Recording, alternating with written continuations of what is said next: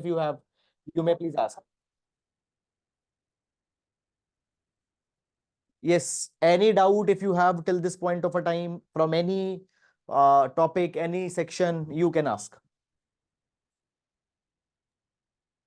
Sir, good Okay. afternoon. Yes, Megha, good afternoon. Sir, I have a doubt regarding alligator garfish, that is an invasive alien species in Kashmir Dal Lake, and it is also found in other region in India, that is like Bhopal, and uh, there is also that means, is it an IS invasive alien species in Bhopal also? See, first of all, we need to understand that what an invasive species is.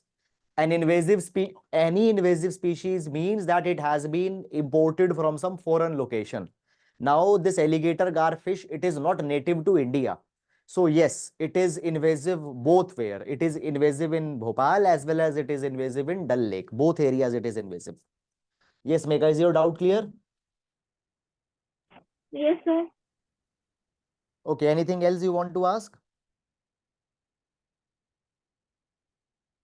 Fine. Anuradha has one question. Gray hydrogen. Okay, Anuradha, what is gray hydrogen? So if you remember previous class, we have discussed blue hydrogen. Blue hydrogen. Now, we discussed blue hydrogen, how blue hydrogen is made. So blue hydrogen is made through the process of steam methane reformation. And what is raw material that is used here? Here we use natural gas. Here we use natural gas. Now, in this particular process, I am talking about the blue hydrogen first. So in this particular process, whatever carbon would be emitted, that particular carbon would be stored. That carbon would be stored. Okay. However, if everything is same, but you don't store this particular carbon,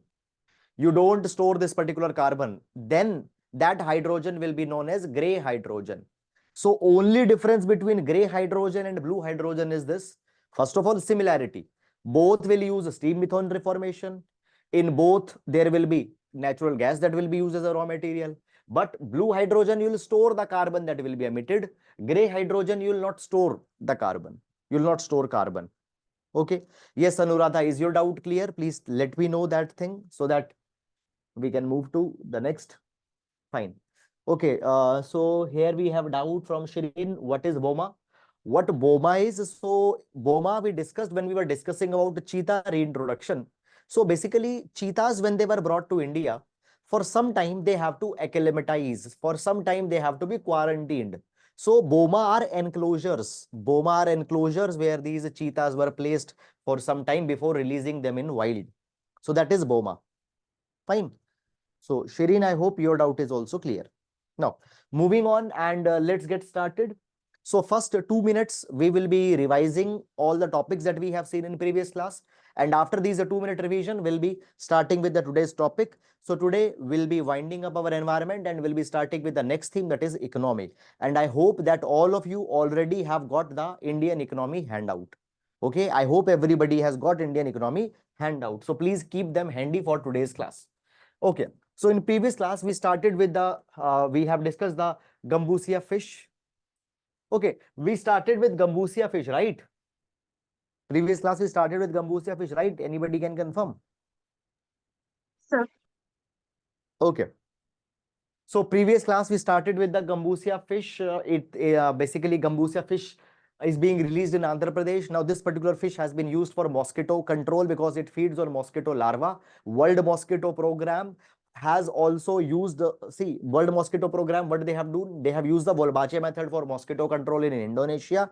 Wolbachia is a bacteria. Now, WHO does not recommend using it. Then Holoc gibbon we have discussed, only species of Holoc. Fine. Then the next we discussed about the cheetah reintroduction project being implemented by NDCA, NTCA, WII and Madhya Pradesh government, and all the aspects with respect to cheetah, their IUCN status, etc. we have discussed. Then tiger orchid, Guinness Book of World Record, it has grown in Kerala, largest orchid. Then Primrose willow, it has become threat to elephant population. Why? Because it is an invasive species. It is out competing the other variety of crops that is fed by elephants. Then next, we discussed about the Iberian wolf. Fine, it is now being considered as extinct in this particular area. Okay, okay, in the Andalusia area of Spain. Fine. Then we discussed the Western Tragopan. Recently, Himachal Pradesh has made Western Tragopan as their state bird. Earlier, their state bird was Monal. We discussed that thing.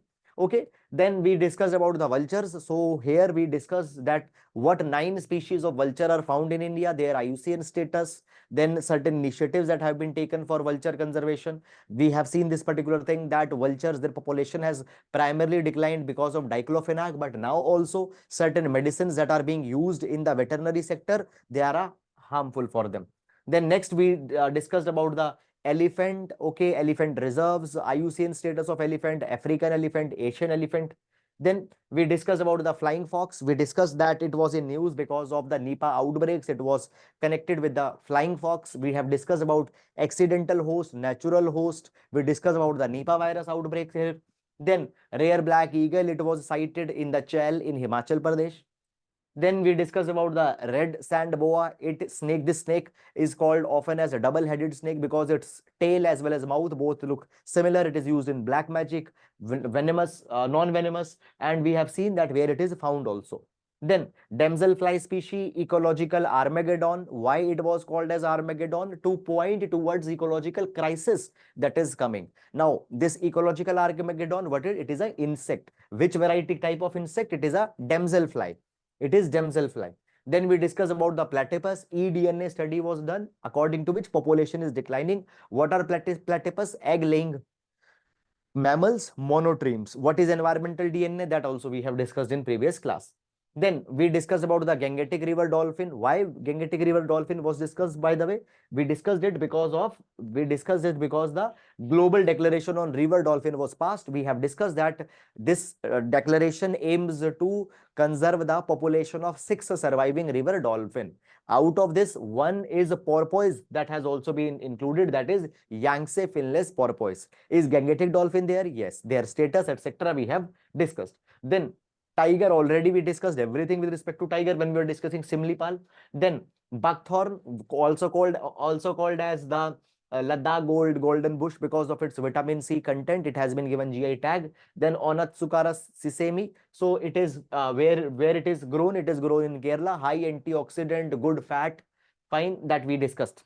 Then we discussed about the goldfish declared as a state fish of Gujarat. Fine, it is also called as sea gold because of its high value.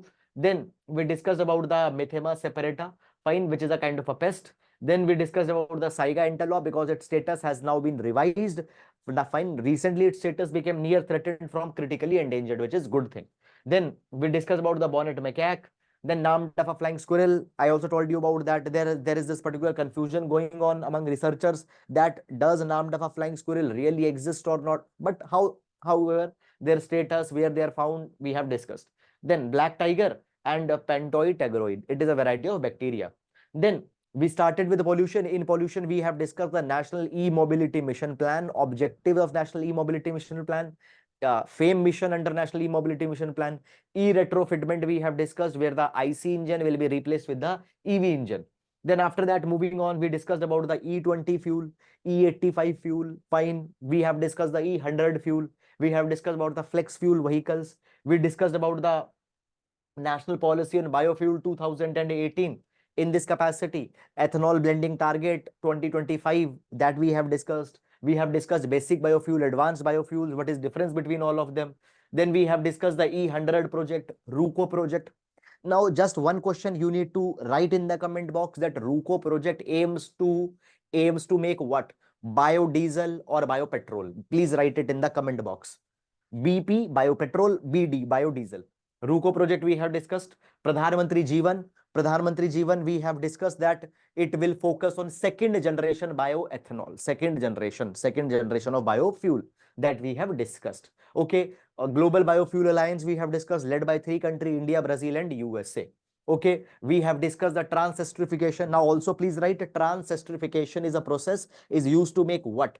Biogas, biopetrol, biodiesel. Biogas BG, biopetrol BP, biodiesel BD. Okay, please write again. Transesterification is a process that we discussed. Then we have discussed about the sustainable sugarcane initiative. Gobardhan we have discussed. Fine, given later words also that we have discussed. Gobardhan scheme. Okay, then we discussed about the invisible e-waste. What is invisible e-waste? Guys, keyword based question have been asked many number of times. So there can be a keyword based question that they'll give. E-waste was recently in news, what it refers to. They'll give you 4 options. So invisible e-waste is that kind of an e-waste which is there in the front of our eyes, but we don't consider it as e-waste because of its discrete nature. For example, USB cables, wire, e-toys. Okay, then EPR we have discussed, methanol MD15 we discussed, railway is using it. Then we have discussed about the different type of hydrogen. We discussed white hydrogen, blue hydrogen, gray hydrogen, green hydrogen, pink hydrogen, black hydrogen, brown hydrogen, all we have discussed. Then also we have discussed the National Biofuel Coordination Committee meeting that was held, which talked about the mandatory blending of the CBG and CNG, and it is to be used for vehicles as well as for cooking purposes. Then we discussed about the Swachh Vayu Sarvekshan survey, non-attainment cities. Satat we have discussed, and plastic overshoot day, and sludge also we have discussed. And if you remember, in previous class, we have also made a connection. We also made a kind of a link. In that particular link, we have seen that how National Biofuel Policy, CBG, Gobardhan, and then how Satat, everything, they are actually related. Okay, so that connection also we have already seen in previous class. So I hope that all these particular things are very well clear to you. Now moving on in renewable energies. Now guys, first of all, when we talk about renewable energies in the context of India, understand this particular thing that 2015 Paris Agreement, already I have discussed with you 3 INDC goal that India adopted, intended nationally determined contribution, 3 INDC goal that India adopted. Now, out of these 3 INDC goal,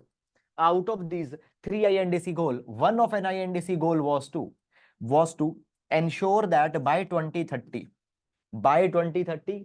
India's 40% of installed electricity should be renewable in nature. India's renewable 40% of installed electricity capacity of India should be coming from renewable sources. You remember we discussed it already. I think in the first class we have discussed. Now guys, one particular thing is that already we have achieved this particular target. And as of 2022, 41% of India's electricity, 41% of India's installed electricity capacity is coming from renewable sources. Because of that, this particular INDC we have revised also. Now, what is updated INDC of India? So by 2030, 50% of India's installed electricity capacity, 50% of India's installed electricity capacity should be renewable based, should be renewable energies based. Now, when we talk about guys, India's renewable energy capacity, so here I have given you a breakup that from where India's renewable energy, what are the major renewable energy sources of India. So guys, first of all, you need to have an idea that where is the most renewable energy of India is coming from. Now, this data is taken from the MNRE, that is the Ministry of New and Renewable Energy. So, biggest is solar power. So, number 1 is solar power. Number 2 is wind power. Number 3 is biomass energy coming from biomass mein baggies. What is baggies? Baggies is the leftover of sugar cane, etc. So you remember, we make ethanol out of that. It is contributing. Okay, then baggies is also used basically in incinerator also, it is used for energy. Now moving on, Gobardhan scheme already we have discussed. Just what I want is that please go and just remember the top 3. Fine, solar power, wind power, and biomass. These are the top 3. Okay, then Here guys, for mains examination, also I have provided you the schemes that India has initiated for energy transition. National offshore wind, now they are not in news, but this is the framework that we have already initiated, schemes that we have already initiated for deployment of renewable energy. National Offshore Wind Energy Policy 2015. Now this particular policy allows, or this particular policy liberalizes the regime to deploy windmills offshore in the water. National Wind Solar Hybrid Policy. So basically on the same piece of land, windmill and the solar parks are to be developed. Energy Conservation and Sustainable Building Code, so that the buildings, they become more so that they become more now guys, understand this thing, that what we focus here, that as far as possible natural light should be used. As far as possible, building can be kept cool without using of AC. So making sustainable buildings. Okay, we are going to discuss that separately also. National Solar Mission, Green Hydrogen Mission. So likewise, these are the schemes that we have already initiated for the clean energies in India. Now, Gobardhan already I have discussed in previous class when I was discussing with you the biofuels. So no need to go again here. Now, moving on to tidal energy. Tidal energy. So basically what happened recently, Parliamentary Standing Committee on Energy, it has submitted the report on the potential of ocean energy in India. Potential of ocean energy in India. Now, when we talk about ocean energy, or when we talk about the ocean is an untapped source of energy, and we get actually we can exploit three type of energies from ocean. Number one, wave energy. Number two, tidal energy, and number three is ocean thermal energy. Ocean thermal energy. So please write it as ocean thermal energy. So there can be three type of energies that we can exploit from oceans. Number one is wave energy, number two is the tidal energy, and number three is the ocean thermal energy. Now, according to Ministry of New and Renewable Energy, fine, it has been provided that India has potential of 54 gigawatt of ocean energy, which includes tidal power, 12.4 gigawatt of tidal power, and 41.3 watt of wave power. Okay.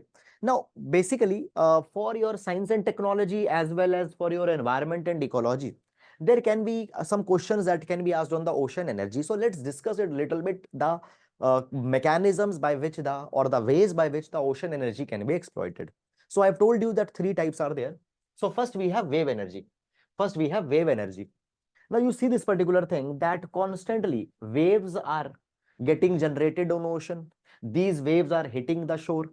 Now these waves, if you have ever been on a beach, you can see that with what force these waves are striking the coast. So this particular energy can be exploited to make electricity. So in wave energy, first we can use the oscillating water columns. Now, what these oscillating water columns can be used for? Fine. So basically, in oscillating water columns, what will be there? So basically, as waves are coming, what will happen? Waves. Now, see, basically, what will be done? So basically, air pressure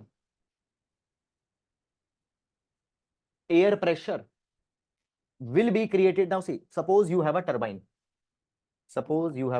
here. So now this particular wave is coming. So basically we can create the turbines. Now these particular waves will create an air pressure. Through this particular air pressure, this turbine can be rotated, and as the turbine will be rotated, by that we can make the electricity. So waves can be exploited. Waves energy can be used to create an air pressure in turbine, and by that air pressure in turbine will rotate and it can make electricity. Is it clear or not? For example, what happens in a thermal power plant? In thermal power plant, we are burning coal, we are creating steam. Okay, fine. Now, understand this particular thing. Then there are point absorbers. Now, what are point absorbers? Now, in ocean, there are these buoys that are just floating. So buoys are the floating structures like this. Buoys are the floating structures like this. Now, as waves strike these particular buoys, as waves strike these particular buoys, now these buoys, they can have a rechargeable battery which can be recharged. It has a rechargeable battery which can be recharged, and they can be used for energy. They can be used for energy. And then there are the attenuators. Now, what will be the attenuators? Attenuators were kind of a floating raft. There are kind of a floating platforms or floating rafts. So basically, they will, as the waves will pass through them, so they will be what they will be. They will be floating structures like this, and as wave will pass through them, so it will generate power. That power can be exploited. That energy can be exploited. So basically, in wave energy, we have oscillating water columns, point absorbers, and then attenuators. Okay, these three we have here. Then after that, next we have is a tidal energy. Now you know this particular thing, that because of the gravitational pull of the moon and the sun, we see that there are the tides that rise in water. So basically, as these tides rise, we can exploit these tides to create energy. And in tidal energy, we have two formats. Number one is a tidal range. So basically, what can be done? So basically, difference in the water level. So you see this particular thing, that the highest and the lowest water level that will be created because of the rising tides. Now, you know that one point there is the highest water level, one time there is the lowest water level because of the tides. So because of this particular differential in the water level, can be exploited. Fine. Then there is a tidal stream generator. Now, what they can do? So basically, falling water. So when the tides will fall, when the tides are falling, so that particular energy can be used to create, that particular kinetic energy can be exploited to make power. So two things are there. When we talk about tidal range, what it focuses on? So difference in highest water level and the lowest water level, the difference can be exploited. And in tidal stream generator, what will be done? So basically, falling water, the kinetic energy will be exploited, will be used to make energy. Fine. And then we have ocean thermal energy conversion. Now, what it does, it exploits differential in water temperature. Now, you know this particular thing, guys, that when we talk about the ocean or ocean water, so ocean's surface, it has warm water. As you'll go down, oceans, the water temperature will also dip. And at the floor of ocean, fine, you'll find that there will be really cold water. So basically in ocean thermal energy conversion, what is done? So basically, electricity is generated by exploiting the temperature difference between warm surface water and the deep cold water. So by exploiting this temperature differential, okay? So if you remember here, we have the word thermal related to heat. So by exploiting the temperature differential, electricity can be generated, power can be generated.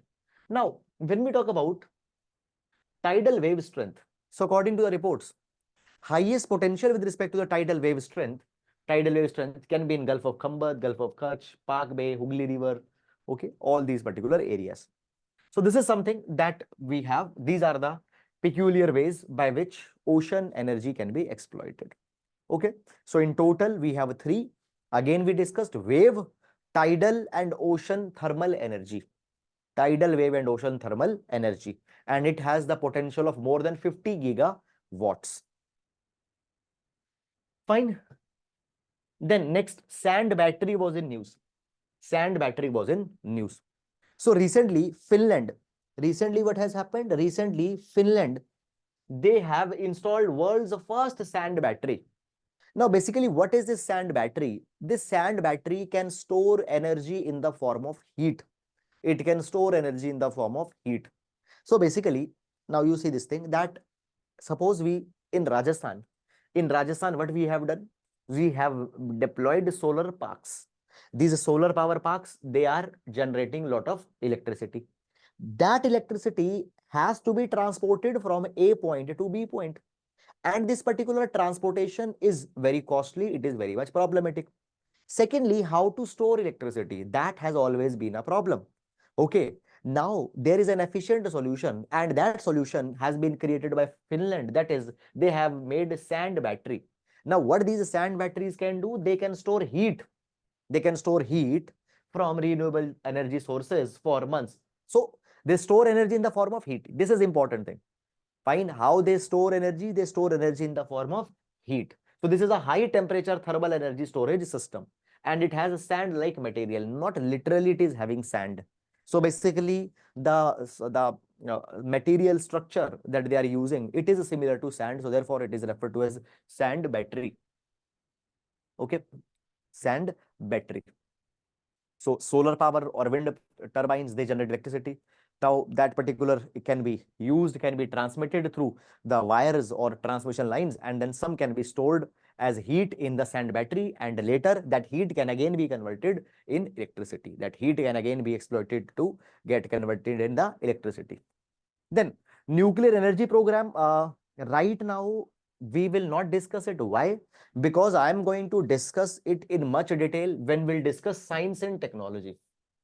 So when we'll discuss science and technology, there I am going to discuss this nuclear energy program. Not only recent developments we'll discuss, but in little bit detail, uh, what is the 3-stage nuclear power program of India, the type of fuel, the different type of reactors that we have. In little bit detail, I'll discuss it with the science and technology. So leave it for right now. Leave it for right now. Green hydrogen mission. If you remember, already in the previous class we have discussed. So when I was explaining you the type of hydrogen, and when I explained the green hydrogen, we came and already all these particular things we have seen in previous class. Now here we have certain miscellaneous topics. Here we have certain miscellaneous topics. And the first one that we have here is LEED certification. LEED certification. Okay. Meanwhile, guys, if you have any doubt, any question, please let me know. Please ask your questions if you have any question.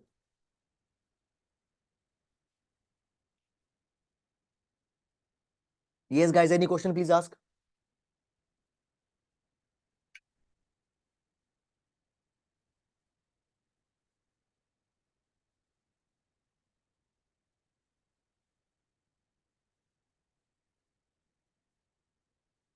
Sir, Yes. sir, in sand battery, which मतलब sir heat तो store होते हैं, energy energy को heat form में store होते हैं, पर वो जो एनर्जी मतलब सर कैसे लेते हैं? मतलब जैसे सोलर एनर्जी ऐसे होते हैं कि सोलर जो रे है उसको स्टोर करती है एनर्जी फॉर्म में, बस सोल स्टैंड सोलर देखिए समझते हैं इसको। सोलर एनर्जी, सोलर पैनल क्या करता है? What a solar panel is doing, it is absorbing heat, and that particular heat is being generated in electricity. That electricity is transmitted. Now electricity transmission करने के लिए आपको क्या चाहिए? आपको पावर लाइंस चाहिए। लेकिन सपोज आप इलेक्ट्रिसिटी जनरेट कर रहे हो ना, देखो मैं आपको एक बात बताता हूँ।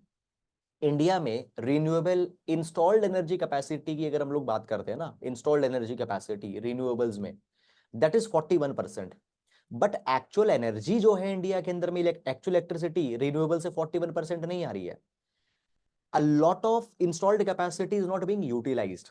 Why it is not being utilized? आप इसको समझिए। सोलर पावर अगर आप 100% कैपेसिटी पे चला दोगे, वो suppose 100 unit of electricity produce कर रहा है, बट वो 100 यूनिट यूज कैसे करोगे आप?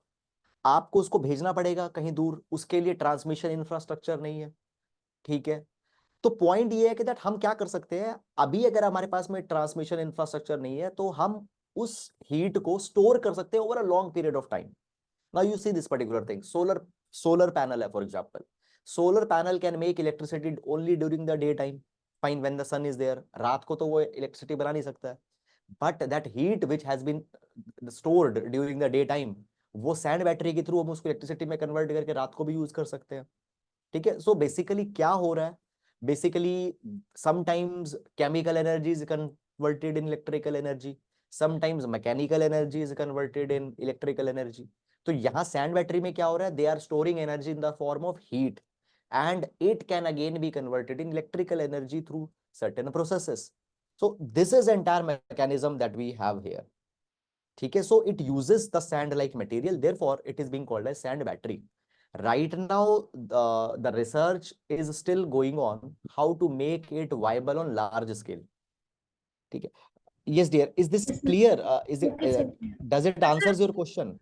मतलब सर वो एनर्जी जब फॉर्म होते हैं, टाइडल एनर्जी, विंड एनर्जी, ऐसे टाइप ऑफ जो एनर्जी फॉर्म होते हैं उसके बाद बैटरी में स्टोर, देन उसको ट्रांसमिट करना होता है। बैटरी में एनर्जी जो स्टोर है वो हीट के फॉर्म में स्टोर है, और वो हीट से फिर आप उसको इलेक्ट्रिक एनर्जी में कन्वर्ट कर सकते हो। ओके सर, ठीक है।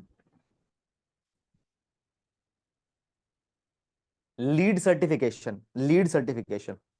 Okay, so lead certification was recently in news. India has got recently first rank in lead certification. ये एक important one है. Just 2 years back there was an EPI rank, fine, environmental performance index, that was released. EPI rank था एक, जिसके अंदर में India का rank was not that good. ठीक है, but here in lead certification India has got first rank. So let's discuss what this lead certification is all about.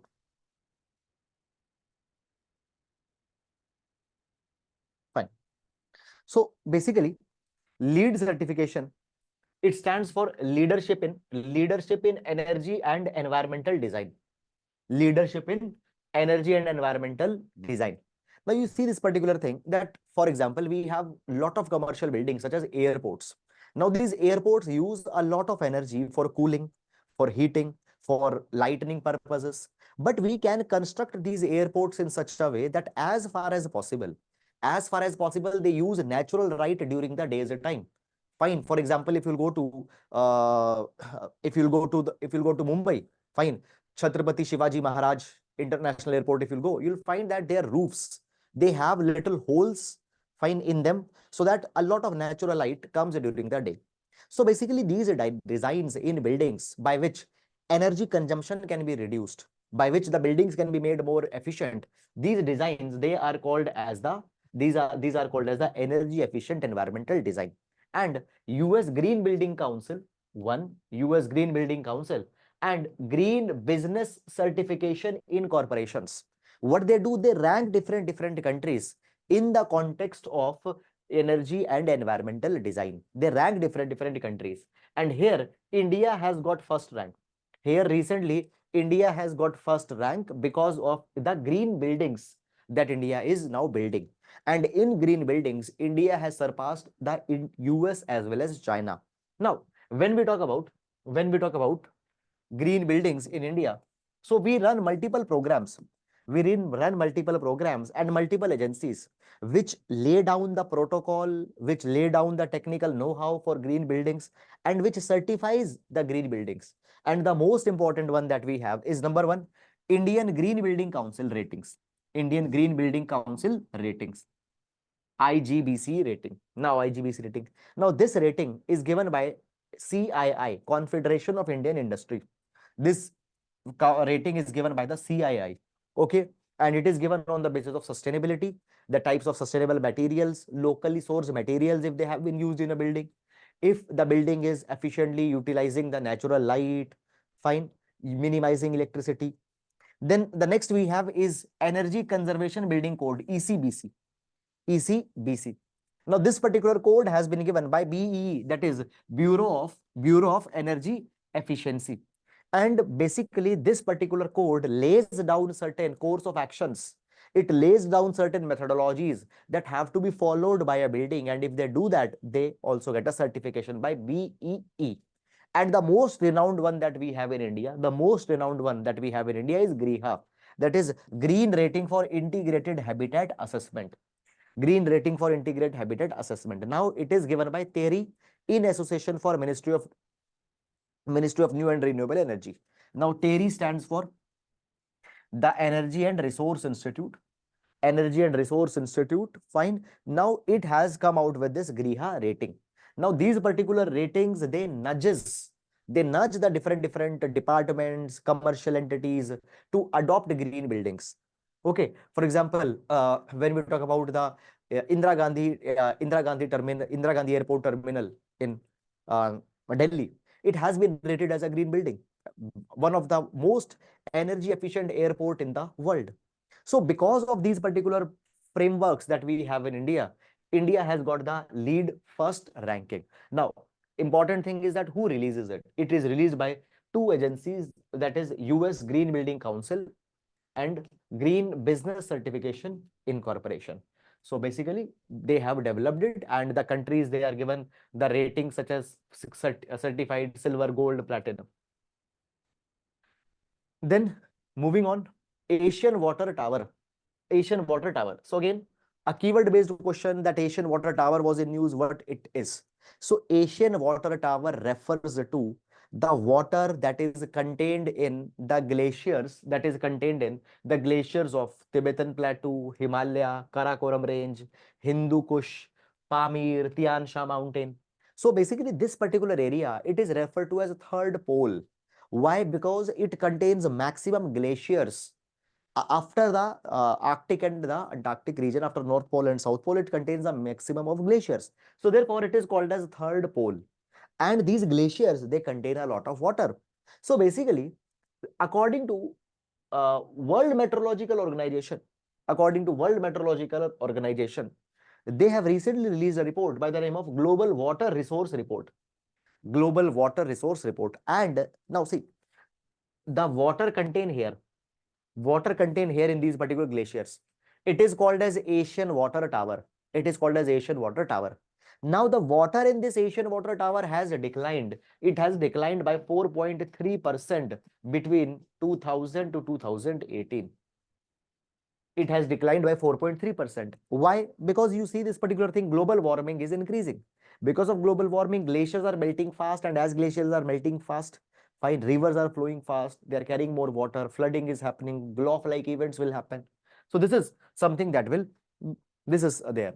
Now, North Sikkim, they already faced recently the glacial lake outburst flood, Glof. We discussed it also. Fine. Why? Because of the rupture of South Lonak Lake, which was a glacial lake that happened. So basically, if climate change is not stopped, if rising temperature will not stopped, Asian Water Tower will decline even more. As Asian Water Tower will decline in medium or immediate term, there will be the increased water flow in rivers, which will lead to these glacial lake outburst flood events, which will lead to flooding, landslides, etc.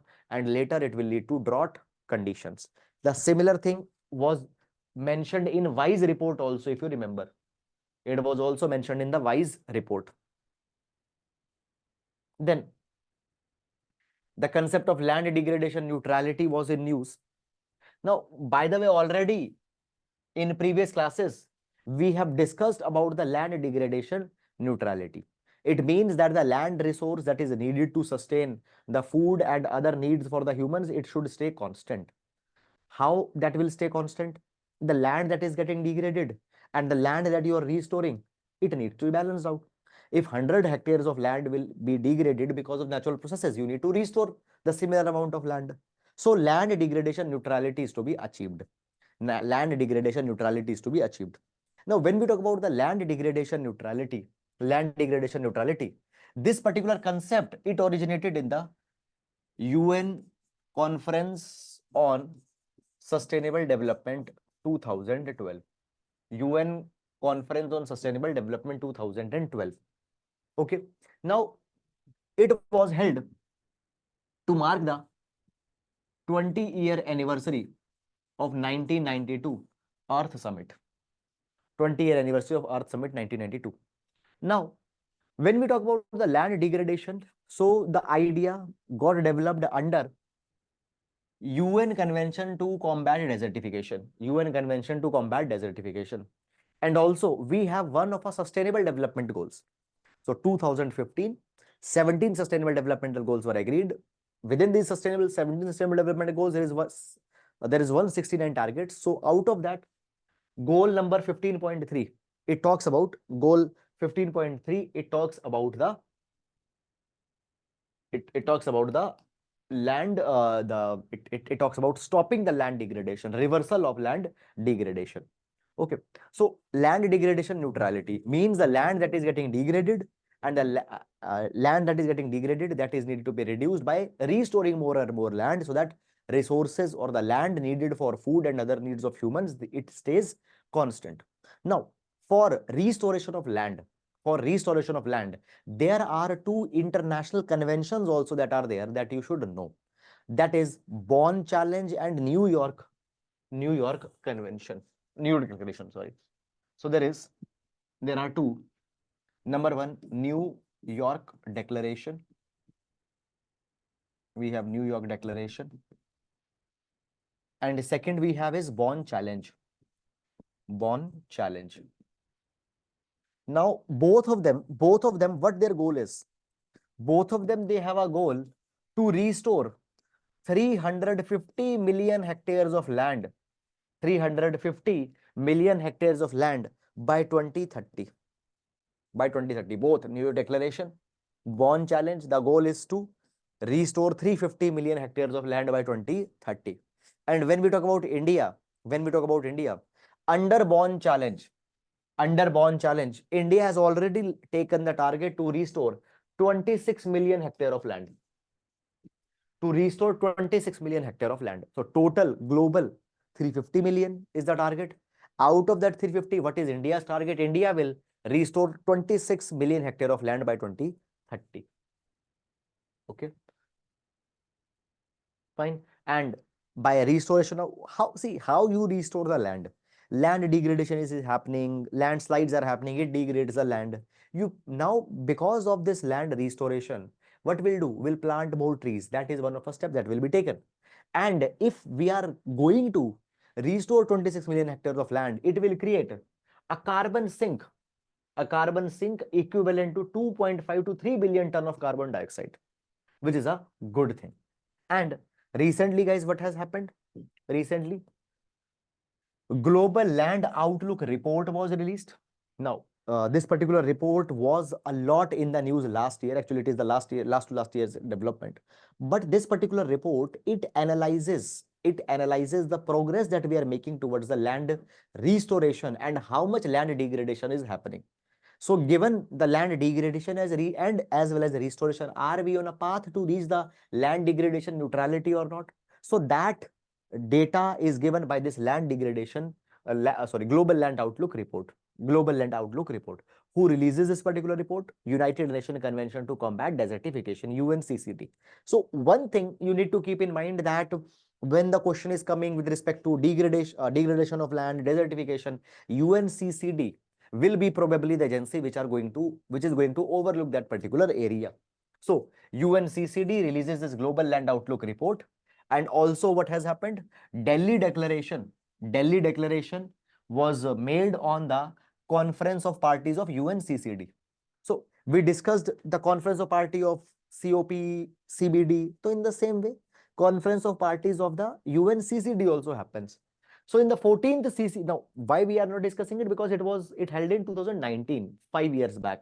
So not a recent development. So there, what we have done, we have given a Delhi Declaration for improved land access and stewardship, land leadership. Okay, so this is something that is there. Okay, land degradation already we have discussed. Then UNCCD data dashboard on land degradation. Now, this is a platform. This is a platform which in real time, gives information with respect to the land degradation.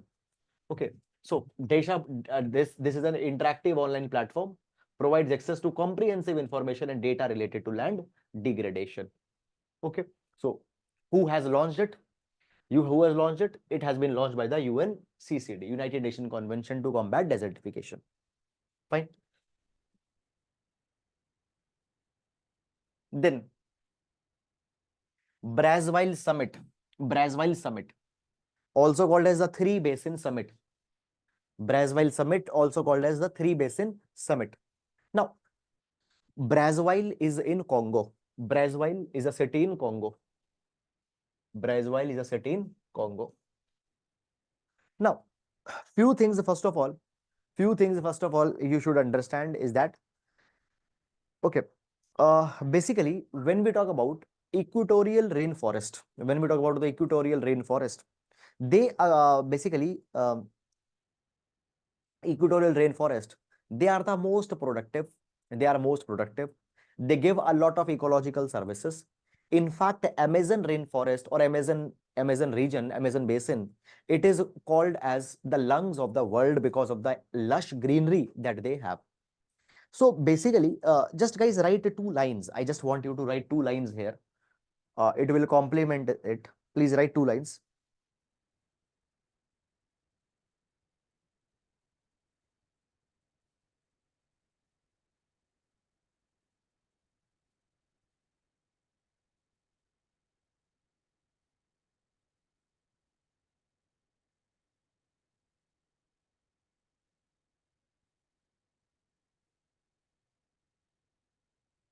Three basins, three basins,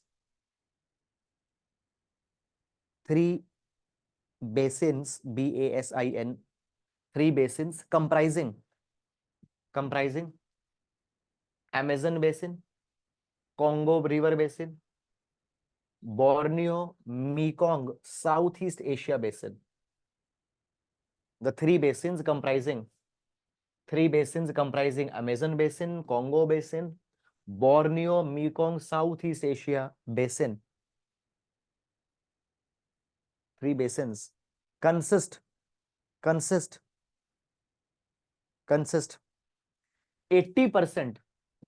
consist 80% of world's tropical forest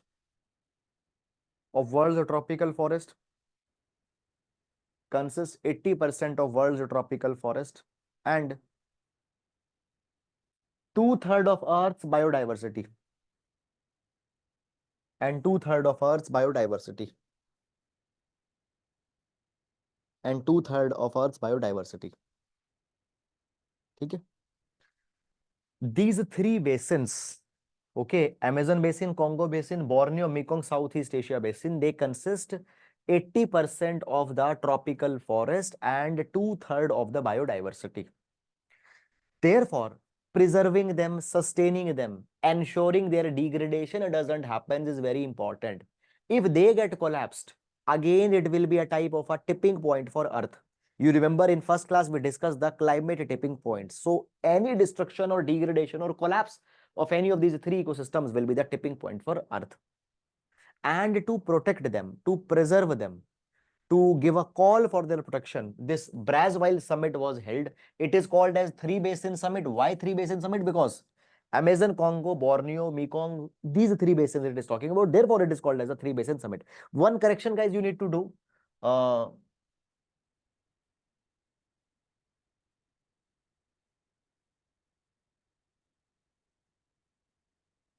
Okay.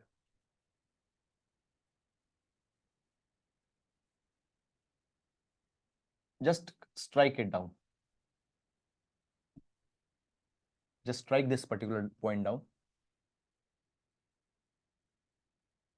Okay, just this one. So Brazzaville summit, 3 basin summit was held in 2023 to address environmental and economic issues. Fine, the summit aimed at fostering cooperation. Fine, it was aimed at to raise the awareness. It was aimed to raise a sensitization in people on the importance of this. And which 3 basins it is focusing upon? It is focusing upon on these 3 basins. It is focusing on these 3 basins. Now, when we talk about Amazon basin, so basically Amazon basin, it is called as the it is called as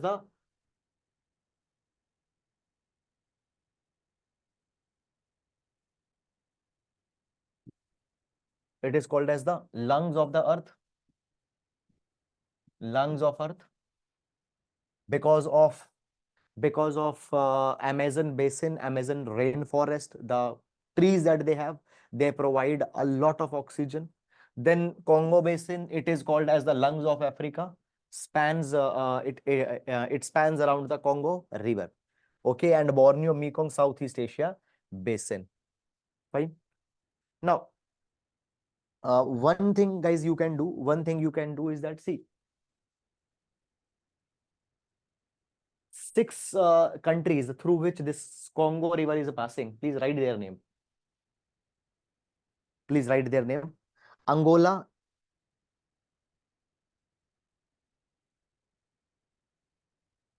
Angola,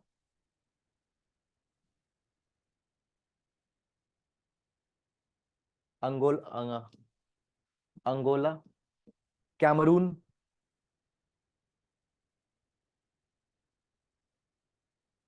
Cameroon,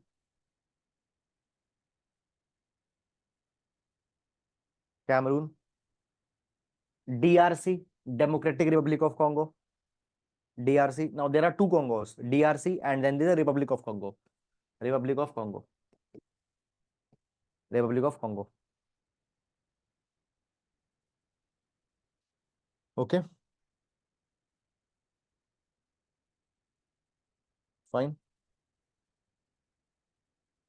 So Angola, Cameroon, DRC, Republic of Congo, Tanzania, Tanzania, Tanzania, and Tanzania, and Central Asian, sorry, my apologies, Central African Republic. Central African Republic. Central African Republic. Central African Republic. 1, 2, 3, 4, 5, 6. 6.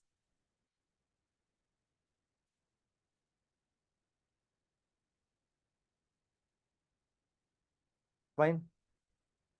Now, Borneo, Mekong, Southeast Asia Basin. Now, this particular basin is shared by 11 countries, but Mekong River that we talk about. Now, say it contains two things. Island of Borneo, it includes the island of Borneo and Mekong River. It includes the island of Borneo and Mekong River. Now, this Mekong River, it passes through, please write a name. Mekong River, it crosses China, write it fast, China, Myanmar,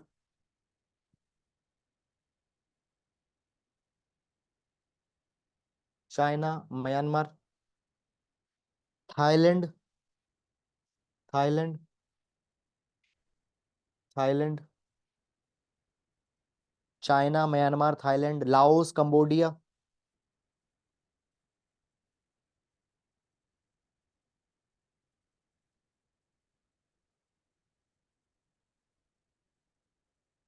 Laos, Cambodia, Vietnam. Laos, Cambodia, Vietnam.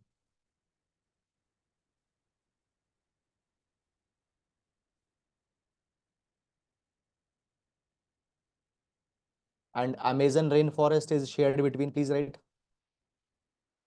Amazon rainforest is shared between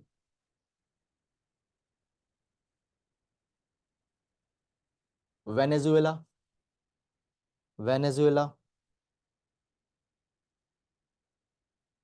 Venezuela, Guyana,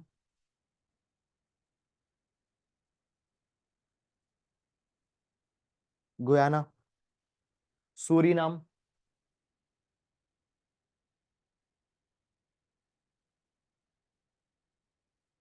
Suriname, French Guiana, French Guiana,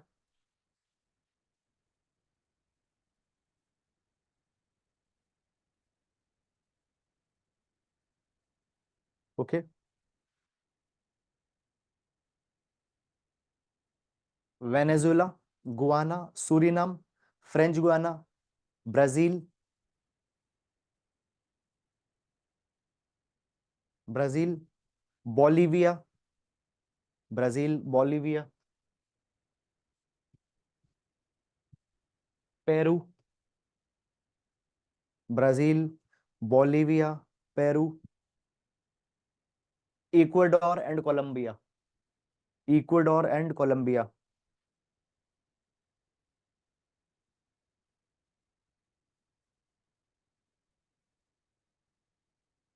Okay, so these are the countries which shares the Amazon basin. Amazon rainforest, sorry. Amazon rainforest.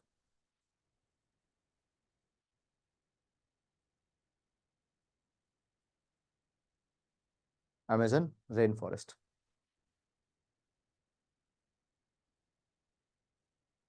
Fine.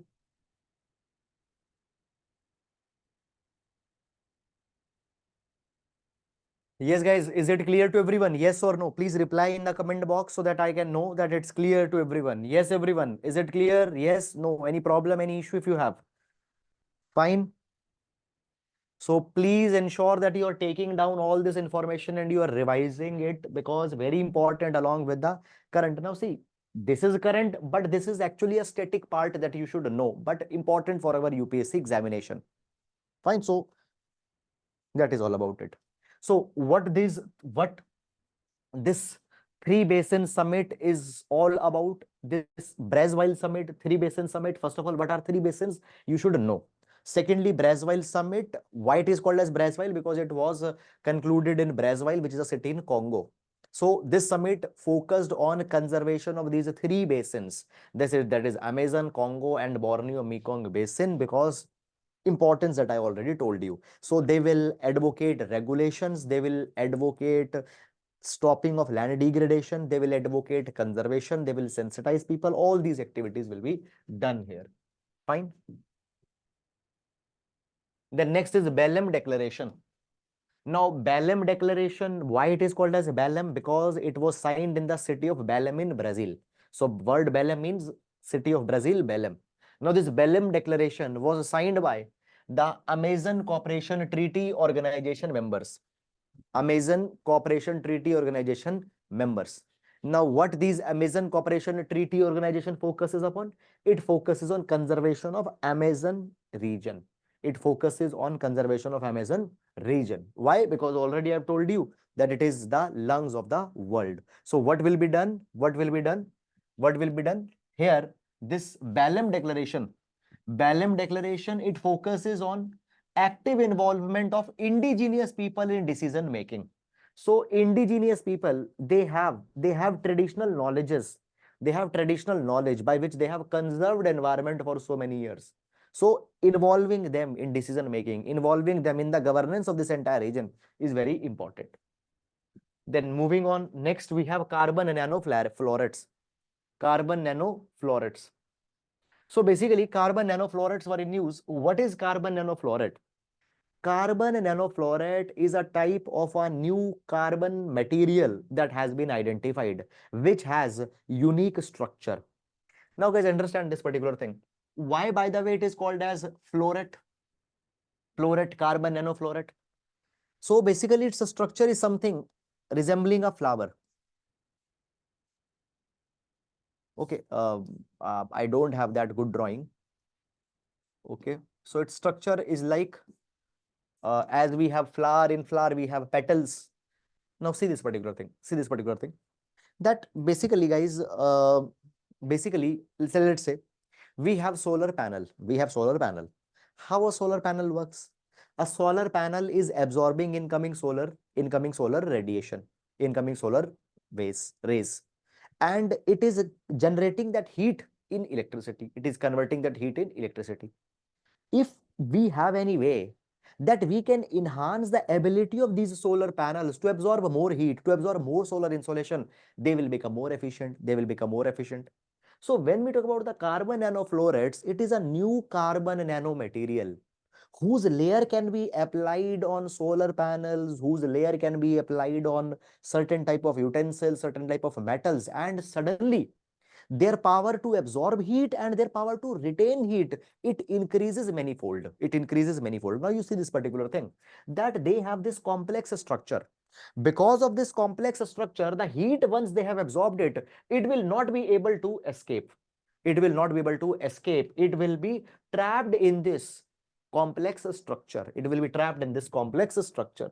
So basically, in electrochemistry, gas, batteries, it has, in capacitors, it has a lot of efficiency. Moreover, these nanoflorettes, they can absorb light across multiple frequencies. They can absorb infrared, visible light, ultraviolet light across multiple frequencies, where usual materials, now see, usual materials cannot absorb light across all frequencies. They can absorb light across a lot of frequencies. And For example, here 1 square meter coating of nanofluorides can vaporize 5 liter of water in 1 hour. 5 liter of water in 1 hour. Fine. Why? Because they will absorb more heat. Now, in solar energy, thermal energy storage, fine, we can use it. Then next, we have in news, Protection of Plant Varieties and Farmer Right Authority, PVFRA. This authority was in news. Now, this authority, that is the Protection of Plant Variety and Farmer Rights Authority, it was created by the PPVFRA Act. So, Protection of Plant Varieties and Farmer Right Authority Act. Through this particular act, this particular authority was created. Now, what this particular authority does? This particular authority recognizes the rights of the farmers on certain agricultural practices, certain types of seeds. Now, you see this particular thing, guys, that today what is happening? Today, what is happening? There are these corporates that have come like Monsanto. What they do, they are coming out with a certain type of seeds and they are getting patent that, okay, only we can make these kind of seeds. And if you have to use these seeds, you have to buy from us. Now, these corporates, they have just been incorporated few years back, but farmers, they are hundreds and thousands years back, they are doing farming, they are following certain agronomic practices, they are preparing certain type of seeds. So we need to recognize the farmers' rights also on their seeds varieties. We need to recognize the farmer rights on certain agronomical agricultural practices, so that corporates don't take patent on all the knowledge that the farmers have accumulated over the thousands of years. So this particular authority, this particular authority, first of all, it operates under Department of Agriculture, Cooperation and Farmers Welfare. Now, its role is to regulate the rights of farmers in relation to plant varieties and to recognize the other rights of farmers. Okay. Then, guys, we have discussed the climate energy dashboard. Okay. So basically, climate energy dashboard, basically climate energy dashboard report was released. Fine, we have discussed it. Now here, guys, there are some other dashboards that we have here. Okay, and the authority that is running that dashboard, that has been given here. Okay, so what you can do, you can just simply go through that. Okay, just the list is given. Then next we have is the Kalasa Bandura project. Kalasa Bandura project. Now, Kalasa Bandura project was in news. Kalasa Bandura project was in news. Why this Kalasa Bandura project was in news? Because, guys, recently there was a controversy that happened on this Kalasa Bandura project. First of all, what is this project? This project aims to divert the river. It aims to divert the water from Mahadai River. Now, Mahadai River, it is called as the lifeline of Goa. So, Mahadai River, also called as Mandovi River. Now, this particular river originates from Karnataka, flows through Goa and empties in Arabian Sea. So, originates from Karnataka, originates in Karnataka, Western Ghats, goes to Goa and then enters in the Arabian Sea.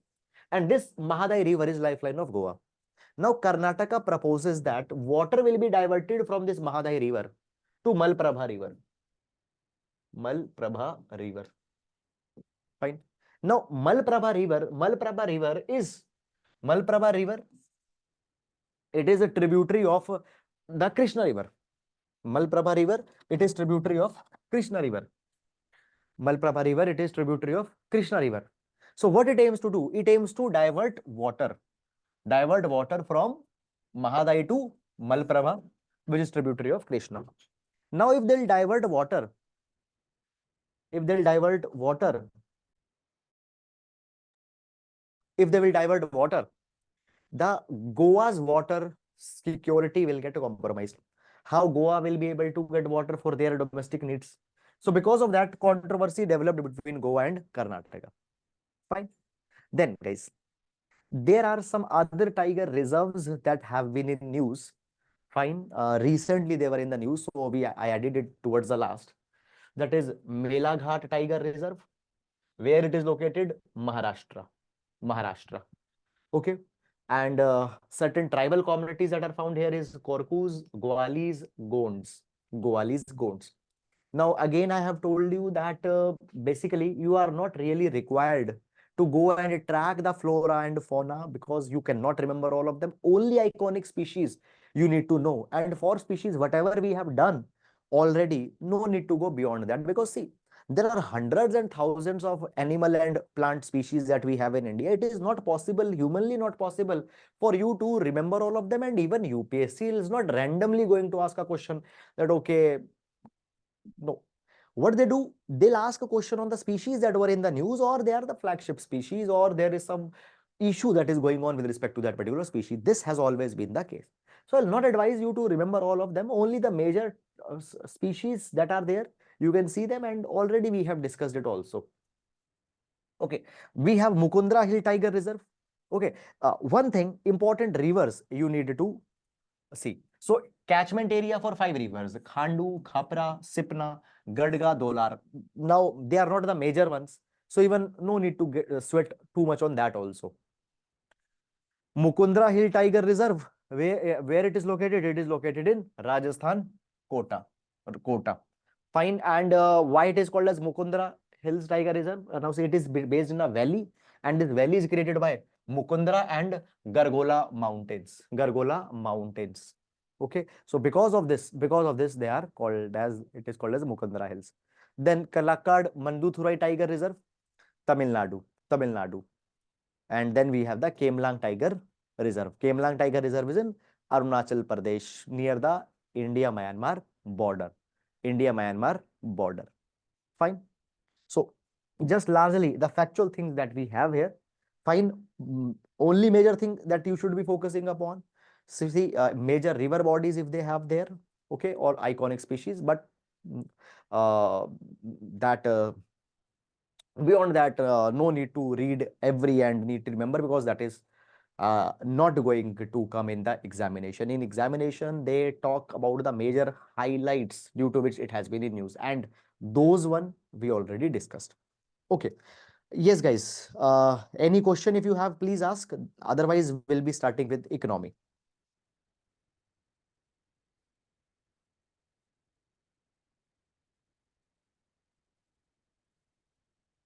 Yes, any question, guys? If you have, you may please ask.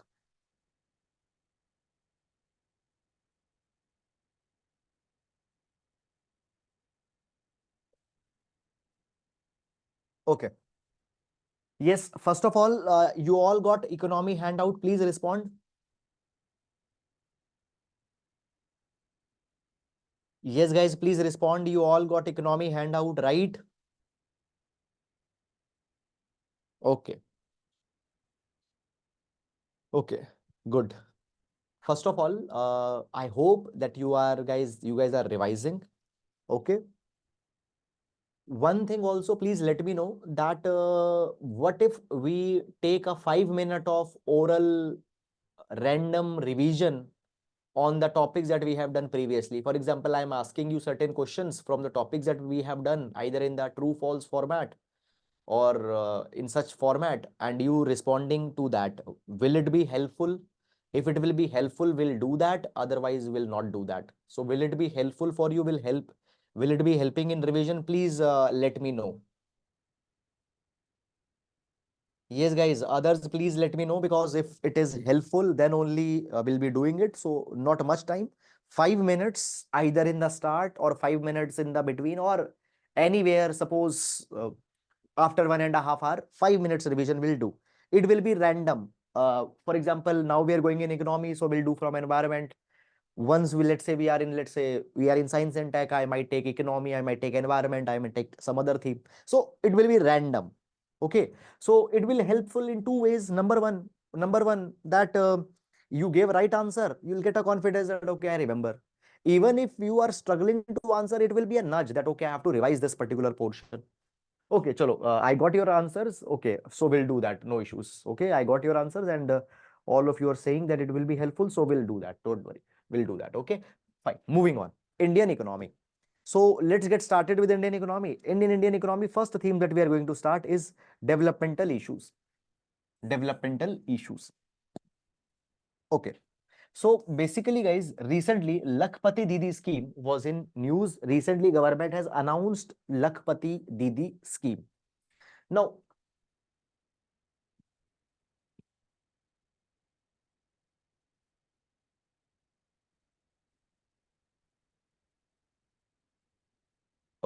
Lakhpati Didi scheme.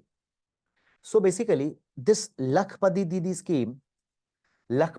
scheme, it has been started under the aegis of Deen Dayal Antyodaya Yojana National Rural Livelihood Mission. Now, under this Lakhpati Didi scheme, government aims to provide training assistance to at least 2 crore women, so that they can earn a sustainable livelihood which gives them at least 1 lakh rupees per annum income. Okay, and it is the part of government's Nari Shakti Abhiyan, the mission to empower women. So basically, guys, what government is going to do? Government is going to train, government is going to empower, government is going to assist women so that at least 2 crore women, they can earn 1 lakh rupees of annual sustainable income. Now, women, they would be trained in certain kind of occupations. For example, they'll be trained in plumbing work. Okay. Now, when will this, now guys, one of a scheme the government has, let me explain you with the help of example. So guys, see this particular thing. We have Jal Jeevan Abhiyan. Jal Jeevan Abhiyan. Now, Jal Jeevan Abhiyan's goal is, Jal Jeevan's Abhiyan goal is to provide every household functional, functional household tap water connection by 2024. So every household, functional household tap connection, every household is to be provided one tap connection by 2024, which will provide at least 55 liter of water per person. 55 liter of water per person. This is the goal. This is the goal that we have here. Okay. Now, as you'll provide the piped drinking water, those pipes, they'll need regular maintenance also. Who will do that maintenance work? We can train women. So this question might come in your mind that why women are being trained in this peculiar type of a job, that is plumbing. It is because that Jal Jeevan Mission Abhiyan already has recognized that Pani Samitis will be developed and women will be given a special role. So that repair work, maintenance work will be done by women. So for plumbing, they will be educated. LED bulb making, drone operation. Now, guys, there is already one scheme that is going on, that is the Swamitwa scheme. Swamitwa scheme. Now, what this Swamitwa scheme is all about? So under this Swamitwa scheme, step number one, government is going to use drones to do the to do the digital mapping of the parcels of land in villages. So in land, there are the parcels of in the villages, there are the parcels of land. Those particular land will be mapped. And then what will be happen? Digital land records will be prepared. And in these digital land records, the ownership rights of the people will be recognized. Now, if you go to the villages, the major dispute that is going on there in village is the land dispute. I have a dispute with my neighbor. We have not settled our land boundaries till now. So basically, what the government is going to do? Government is going to digitize all land records and will recognize the rightful owners of the land so that these land disputes get resolved and everybody gets their proper ownership. Okay. So the drone that will be used in the Swamitwa, in these drone operations, in this drone repair work, women will be trained. Tailoring work, weaving work. Okay. So understand, you need to have this particular knowledge on whose basis you can make these particular links also. So basically, women will be trained in these particular occupation. Now, women will also be encouraged to start micro enterprises within their village. Okay, women in self-help groups will be trained. So individual women will be trained. Women in self-help groups will be trained. Now, what are the self-help groups? So self-help groups are voluntary. Self-help groups are voluntary associations where people from similar socio-economic background come together to achieve some objective economic goals. For example, suppose I make some toys, and in my village, a lot of people are making toys. So we all can come together, will bring our raw material, will bring our tools, and collectively will make a toys. Now, as we come together, we can become a brand. We can get better marketability. We can get a better recognition. So basically, what the self-help groups are. So self-help groups, they are small, informal, voluntary associations of individual where people from similar socioeconomic backgrounds come together. Now, when we talk about the self-help groups, they should follow Panch Sutras, the 5 principles. What are these Panch Sutras? There should be regular meeting, savings should be mobilized, internal lending, members should lend money to each other, timely repayment, and maintaining proper accounts. So these are the Panch Sutras that should be followed by self-help groups, and self-help groups following these Panch Sutras are deemed as credit worthy by the banks also. So self-help group, women in self-help group will be provided the assistance. Individual women will be provided assistance. Women will be provided assistance so that they can start their micro enterprises also. Okay. Now, one thing is that guys, this program Lakshpati Didi scheme is under which mission, is under which bigger scheme. So it is part of Deen Dayal Antyodaya Yojana, National Rural Livelihood Mission. Deen Dayal Antyodaya Yojana, National Rural Livelihood Mission. Now, this particular scheme is a flagship scheme by the Ministry of Rural Development. Flagship scheme. This particular scheme provides to go for poverty alleviation. It tries to go for poverty alleviation. Now, see this particular thing. One thing you should understand.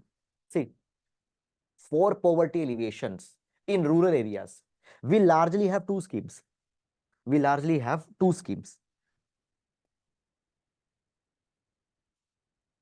MG Narega, Mahatma Gandhi National Rural Employment Guarantee Act. And the second that we have here is National Rural Livelihood Mission. Both focus on poverty alleviation, but MG Narega focus is unskilled work. NRLM focus is skilled work. So basically, MG Narega, will be provided now? If you might be already knowing about the MG Narega. So it promises 100 days of paid employment. By the way, 100 days of paid employment is not for every person; it is for every household. So number one, every household is to be provided 100 days of paid employment. Number one. Number two, employment will be provided for unskilled work. But in NRLM, through skilled activity, poverty alleviation will be done, work will be provided to the people. Fine. So it aims to reduce poverty by gainful self-employment. So what kind of skilled activities Yes. are there in the second one? What kind of skilled activity? Many skill activities are there. They can be taught some welding work, they can be taught some electric work, they can be taught some other kind of occupation. Many such vocations are there. Plumbing work is there, electric work is there, carpentry is there. Okay. Yes, Melissa, is your doubt clear? Yes, sir, clear.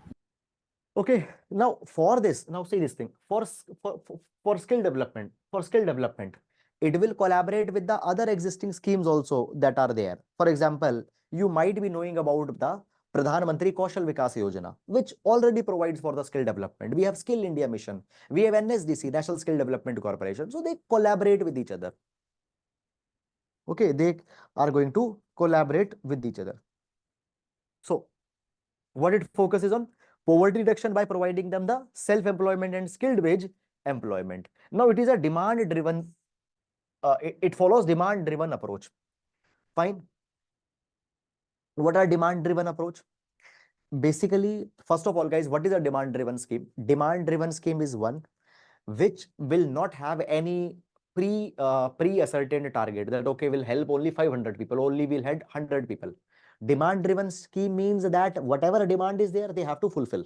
Suppose if 100 people came, they have to give assistance to 100 people. If 500 people came, they have to give assistance to 500 people. Okay, and states are given a lot of liberty that how they want to go forward with that. So the state can have their state specific poverty reduction action plan, that certain states might say that, okay, I think we should train people in tourism because in our state tourism has a lot of potential. Some other state says that in our state farming has a lot of potential, so we need to make them tech enabled farmers. So point is that the state have been given a lot of flexibility. Okay, I hope guys that you've got this particular idea. Investment in social mobilization of people, financial inclusion of people, sustainable livelihood and social inclusion. Provide them access to entitlements. Next, self-help group bank linking project. Self-help group bank linking project. Okay. Now, what is this self-help group bank linking project? Now, see this particular thing, guys, that self-help groups already we have discussed that these are the informal voluntary associations of individuals where individuals from similar socio-economic background come together. Okay. Now, these self-help groups often, now guys, one idea to make a self-help group is that so that they get access to formal credit. Now, often what happen, people in villages, they are dependent on money lender. So what we aim to do, we want to make them self-help group so that they can collectively go to the bank and can get the credit availability. Even NABARD, fine, encourages the banks to provide the money or loans to a self-help group. But many of banks have poor attitude towards self-help group. Many of banks, they don't know the importance of self-help groups. In fact, many of the banks don't know the economic potential of the self-help groups. So what happened? Ministry of Rural Development. So basically what happened? Sorry. NABARD Bank. NABARD. It started this self-help group bank linkage program. NABARD started self-help group bank linkage program. Under this particular program, banks will be taught about the self-help groups and their importance. Now, what will be there? Bank Sakhis will be appointed.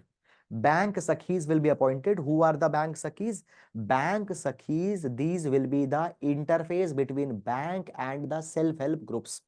So they'll explain to self-help group all the paper formalities and they'll explain the bank the importance of self-help group. So they will be the intermediaries between the self-help group and bank Sakhis. Bank Sakhis. Okay. So fine. This will be there so that the self-help groups get money easily. So recently, Ministry of Rural Development, they have given the data that loans of 7.68 lakh crore rupees have been accessed by self-help groups under this self-help group bank linking project. So this is a huge money, 7.68 lakh crore rupees. This much money has been accessed with the help of the bank linking project. So one important thing is that who is running this particular project? It is being run by the NABARD. It is being run by the NABARD. What will be done? Bank Sakhis will be appointed as a special nodal persons. They'll act as an interface between people and bank. Then next we have National Multidimensional Poverty Index. Now, basically, see, we originally had Global Multidimensional Poverty Index. Now, there is that basically there is unidimensional poverty.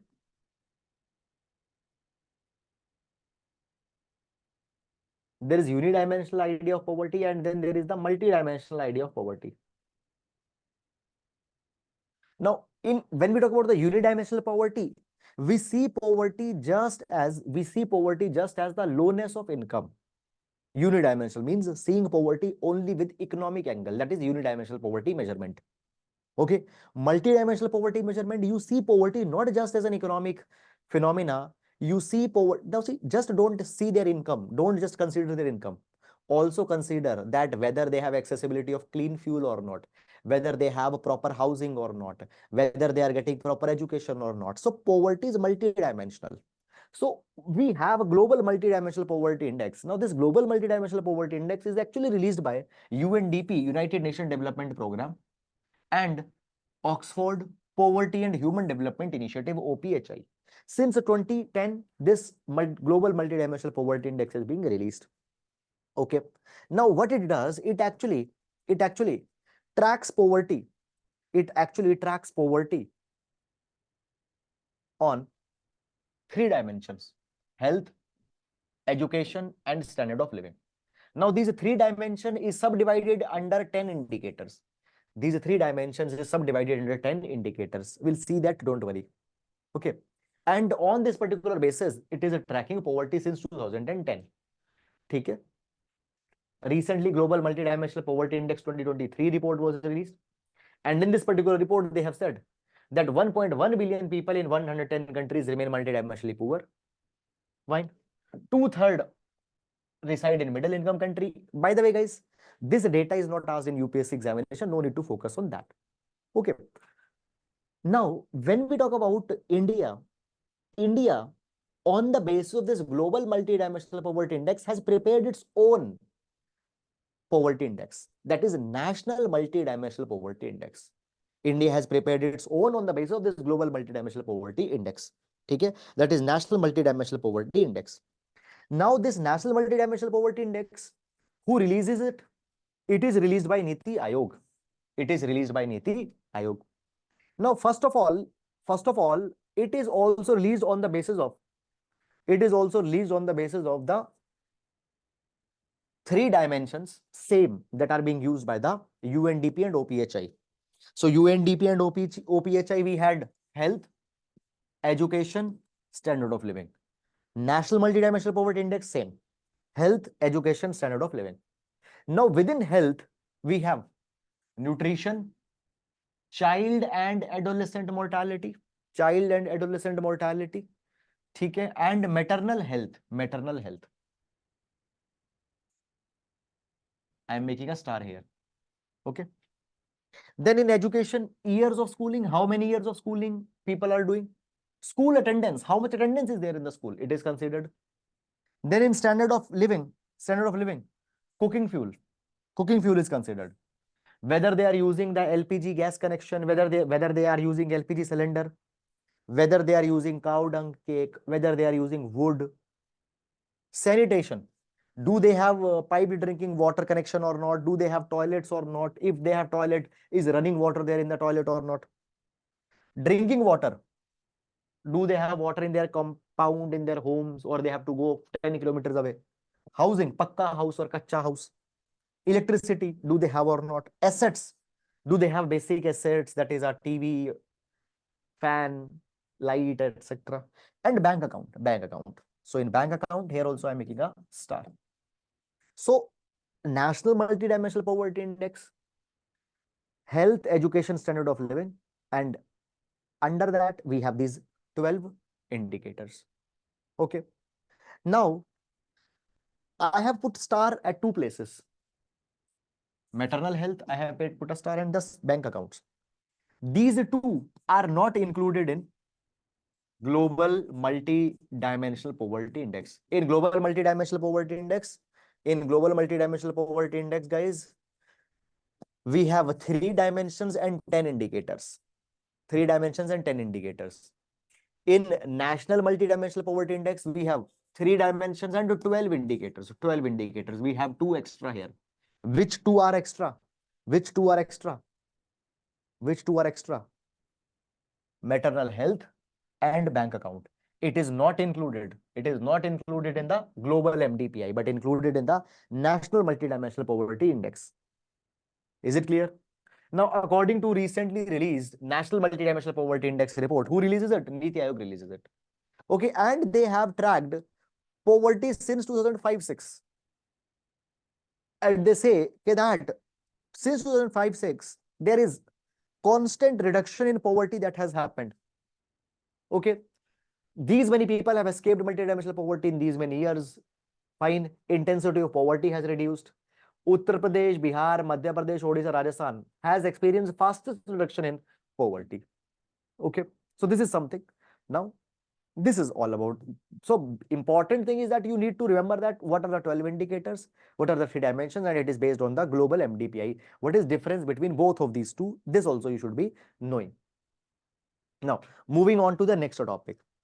Okay, any doubt till here? Yes, any doubt till this point of a time, please reply. Any doubt, any question if you have, you may please ask your question.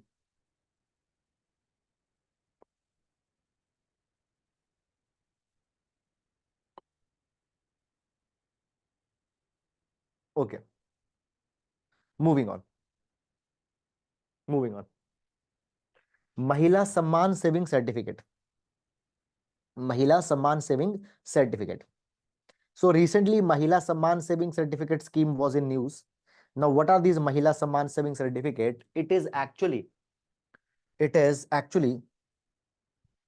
a small saving certificate scheme. It is actually a small saving certificate scheme. So basically, guys, multiple small saving schemes are announced, sometimes by the Post Office Department, sometimes by the Ministry of Finance, in order to give opportunity to people to save money for different type of causes. So recently, this Mahila Samman Saving Certificate scheme was launched for the women in the last budget on the occasion of 75th year of independence. On the occasion of 75th year of independence, Mahila Samman Saving Certificate scheme was launched. Now, important aspects. First of all, this particular scheme has these deposits. They will have 2-year tenure. Means money that will be deposited. It will be deposited for 2-year tenure. 2 year will be the maturity of the deposit. Fine, up to 2 lakh rupees can be deposited, and 7.5% per annum interest rate, which is higher than the other small savings, it will be allowed, and interest will be quarterly credited to the account.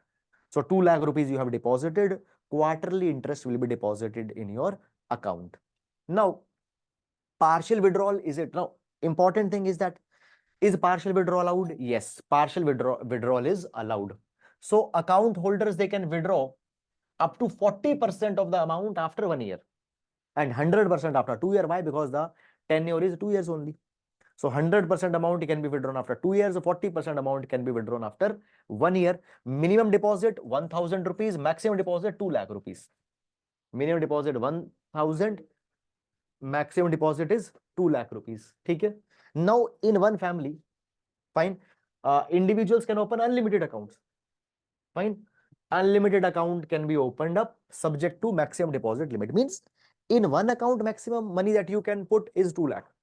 Fine. Maximum money that you can put in one account is 2 lakh. Okay.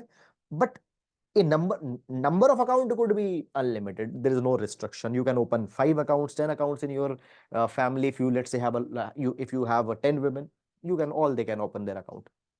Okay. Fine. So this is all about it. Then we have some other schemes also. We have some other small saving schemes also here. That is, we have PPF, Public Provident Fund Scheme. Now, PPF, it is a long-term scheme. So you see, Mahila Samman Saving Certificate, the tenure was 2 years. But here, money is locked for 15 years. Here, money is locked for 15 years. So minimum investment is 500 rupees. Maximum investment is 1.5 lakh rupees per year. Now, maximum that you can invest here is 1.5 lakh per year. Fine. And once you deposit the money, it will be locked for 15 years. It will be locked for 15 years. After 15 years, you can extend for 5 more years. 5 more years. And contributions that are made to PPF are eligible for tax benefits under 80C. Under 80C. Fine. Then we have some other schemes also. Sukanya Samriddhi Yojana. It is specifically for the girl child's education. Girl child's education. So basically, account can be opened in the name of a girl child. Account can be opened in the name of a girl child. So till the age of 10 of a girl child, account can be opened. Money can be saved there, and that money can be withdrawn partially at the age of 18 and completely at the age of 21. So complete withdrawal is allowed it matures at the age of 21, but partially is allowed at 18 years for the higher education of the girl child. The National Savings Certificate Scheme is there. Senior Citizen Savings Scheme is there. Multiple we have. But recently that got announced was the Mahila Samman Savings Certificate Scheme. Okay. Moving on. Moving on to the next one.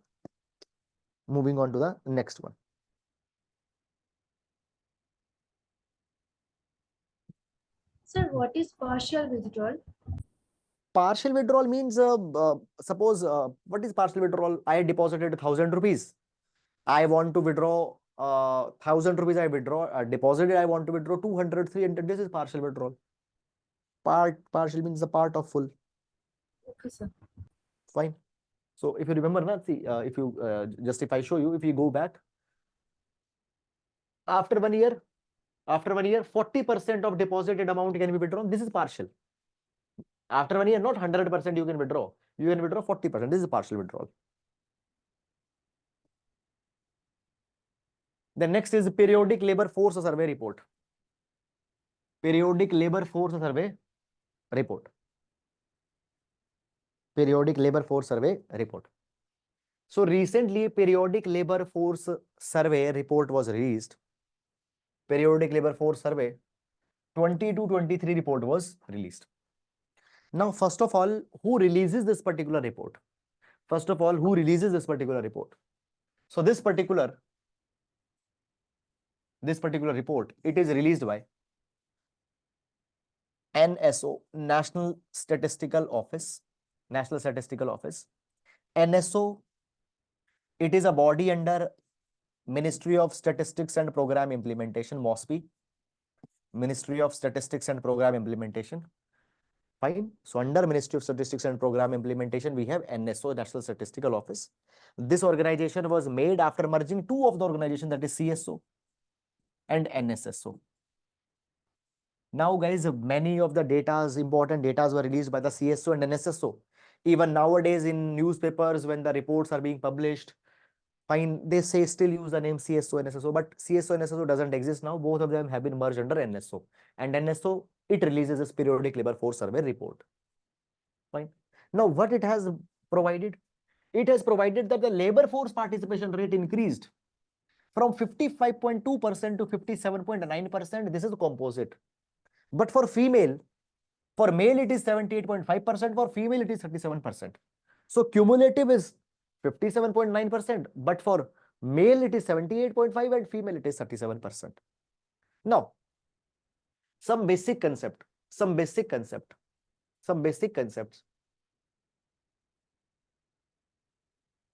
Okay, guys, how many of you are unemployed here? Can just if you can raise your hand, or you can just, how many of you are unemployed here?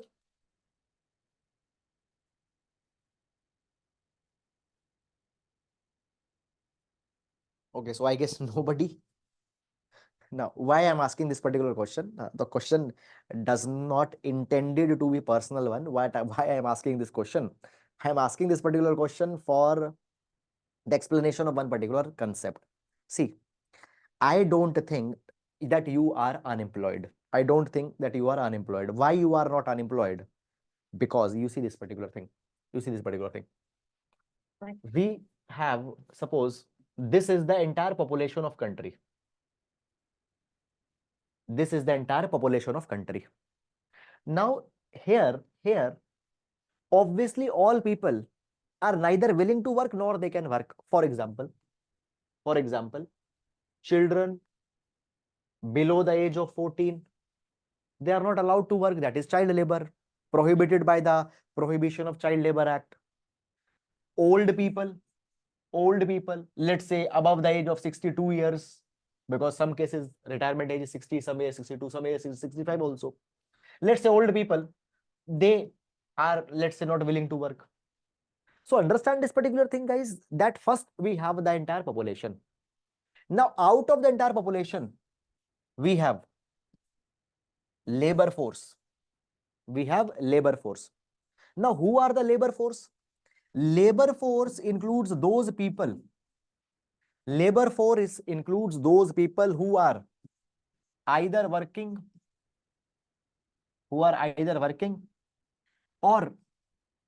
willing to work or seeking work or available for work. Now, guys, you see this particular thing, that we have labor force, which includes people either working or willing to work or seeking work or available for work. To calculate their proportion, we have this metric or data set called as labor force participation rate. What does labor force participation rate means? Labor force participation rate means that percentage of population which is either working, willing, seeking, or available for work. That proportion is called as the labor force participation rate. So if you go back, what is the labor force participation rate in India? It is 57.9%. Means these many people are either working or willing to work or available for work or seeking the work. Fine. Now, labor force we have. In labor force, out of this labor force that we have, there might be some people who are seeking, available for work, want to work, but not getting work.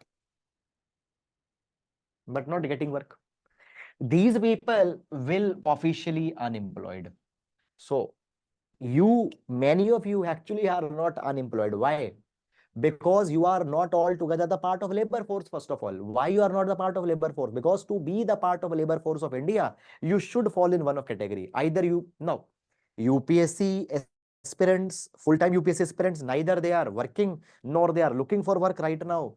They are preparing for exam. But right now they are not looking for work specifically. Okay. So you are neither looking for work, nor you are seeking work, nor you are available for work, nor you are working. So you are not labor force, and because you are not labor force ka part, you are not even in the definition of unemployment. Okay. So you are not officially being counted as in unemployment category. So what is labor force participation rate?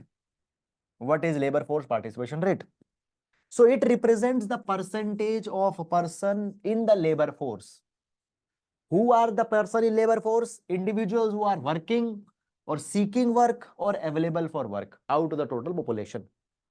We have worker population now. The ones who are actually working, that is workforce.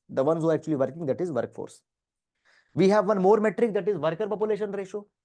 What is worker population ratio? Worker population ratio refers to the percentage of people working against the total population of country. So people working against total population. We called it as worker population ratio. Unemployment ratio, percentage of unemployed people in the labor force. So if you are not seeking work, we cannot call you it as unemployed. Fine. Guys, all these things are clear or not? Conducting authority, current weekly status means, if it comes, what does it mean? It means the status calculated on the basis of past week. What was your status past week? Suppose, now see, today I'm not seeking work.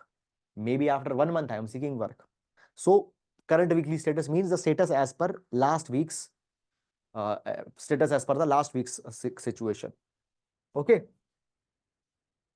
Fine. I hope you have understood it. Now see, for female, it stands at 37%. Which is improvement over the past years.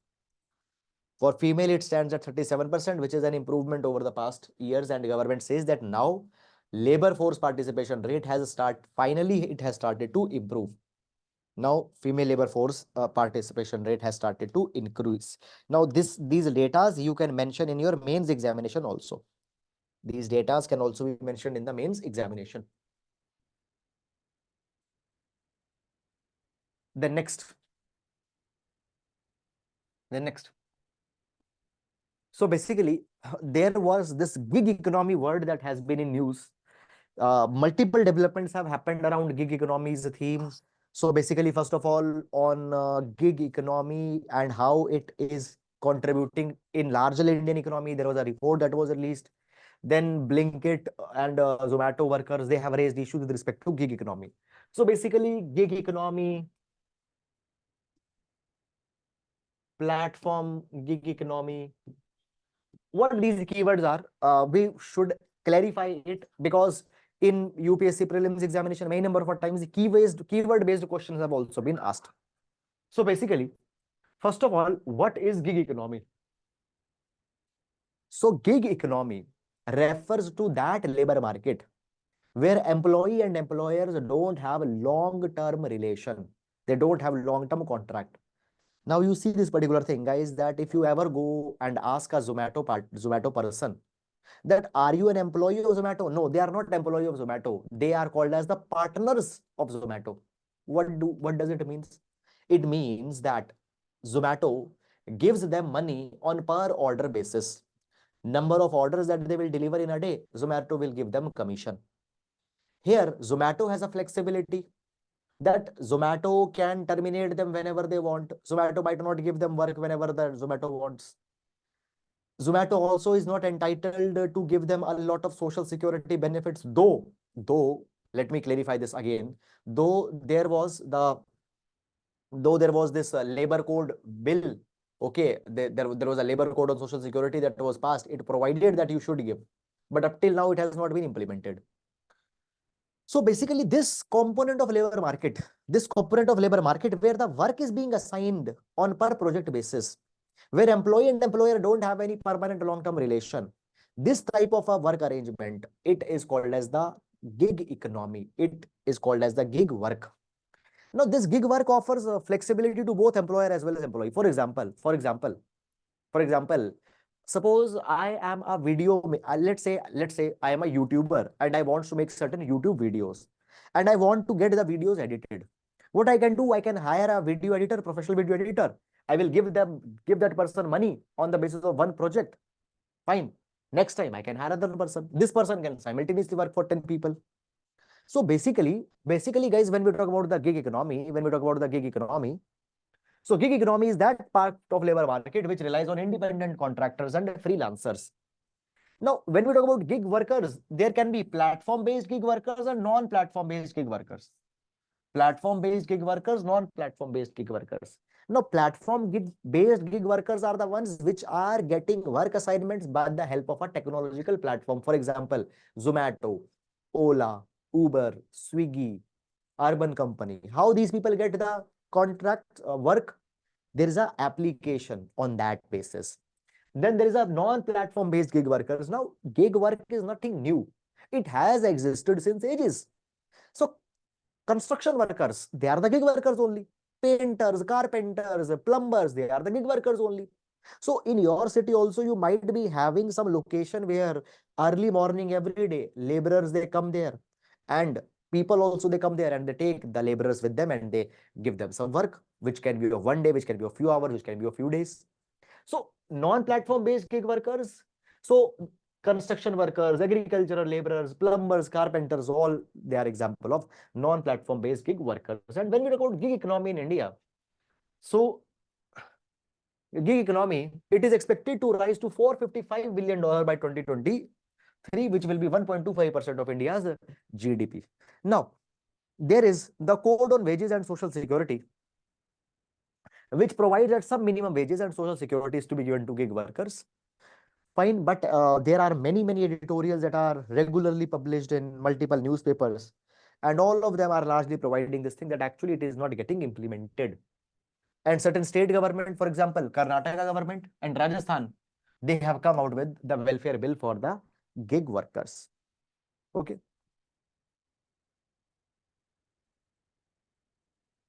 Yes. Any question, anyone?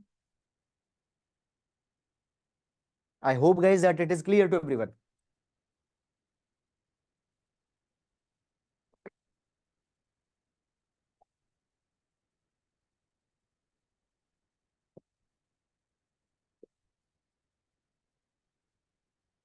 Next, skill impact bond. Skill impact bond.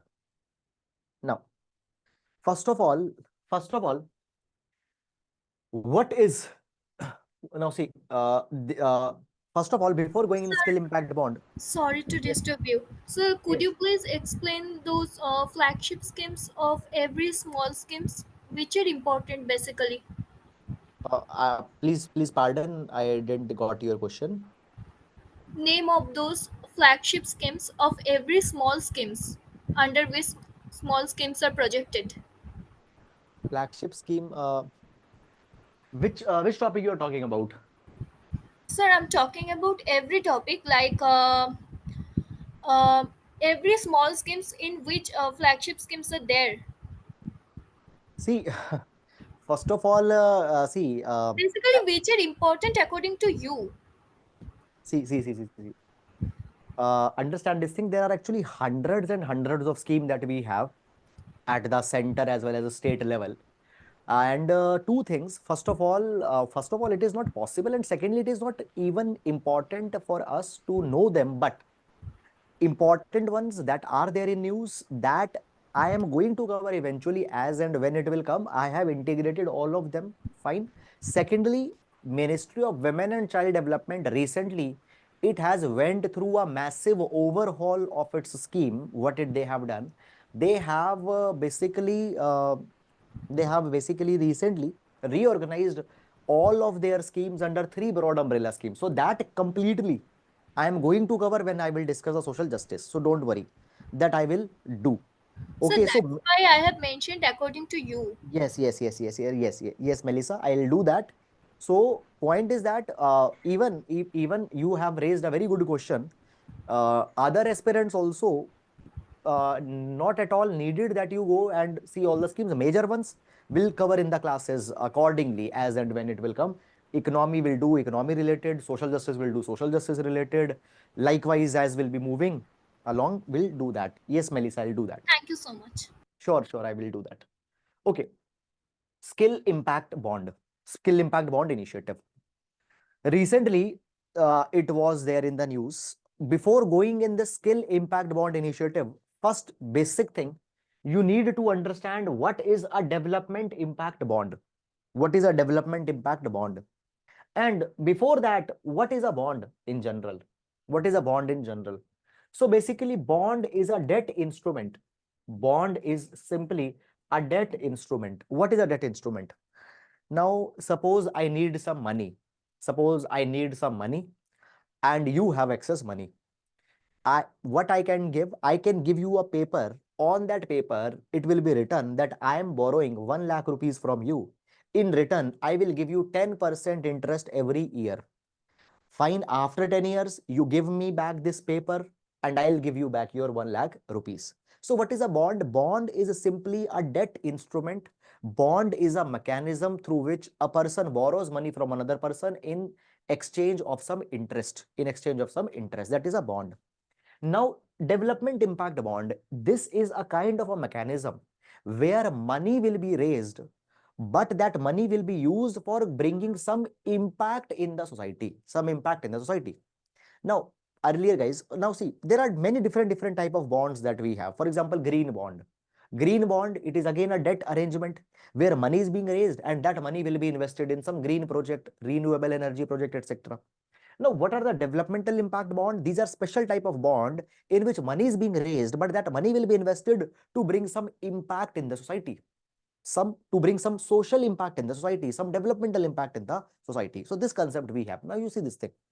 There are many philanthropists that are there.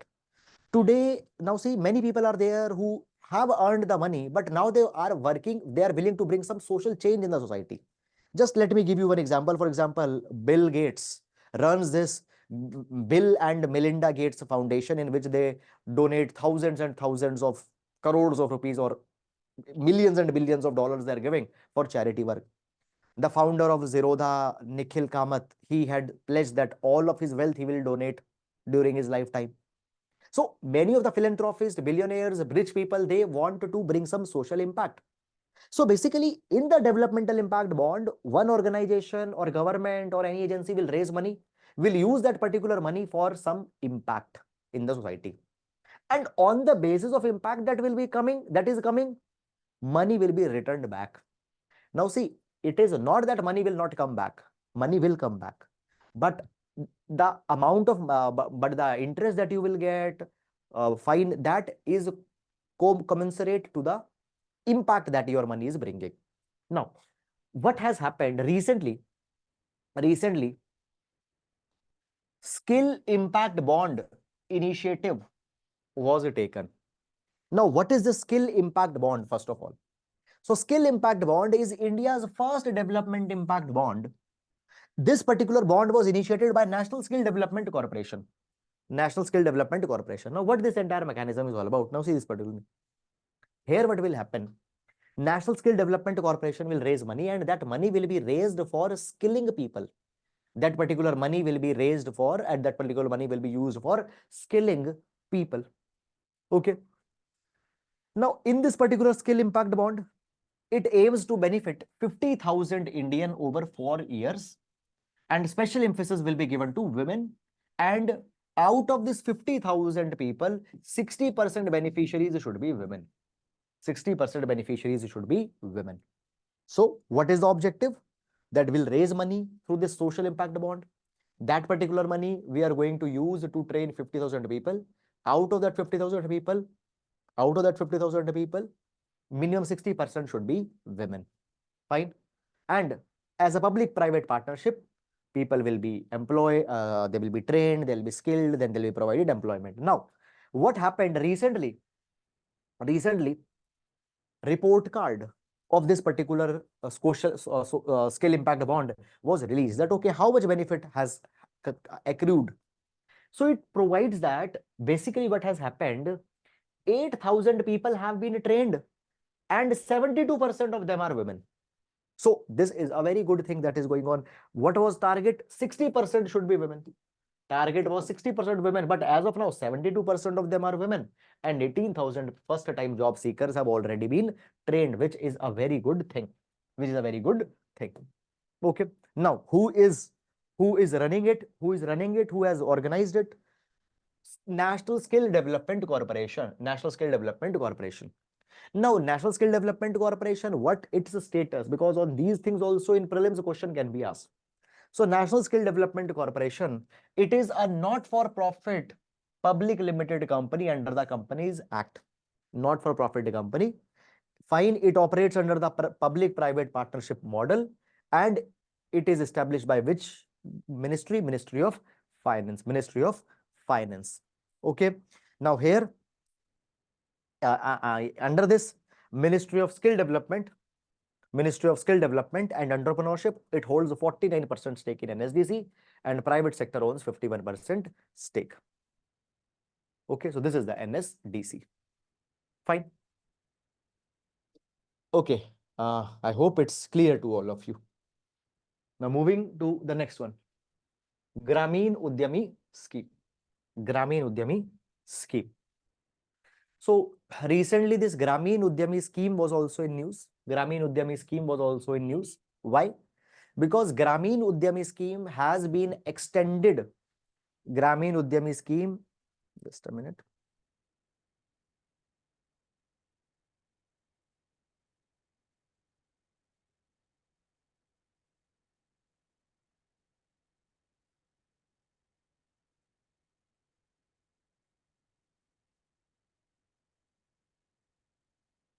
Yes.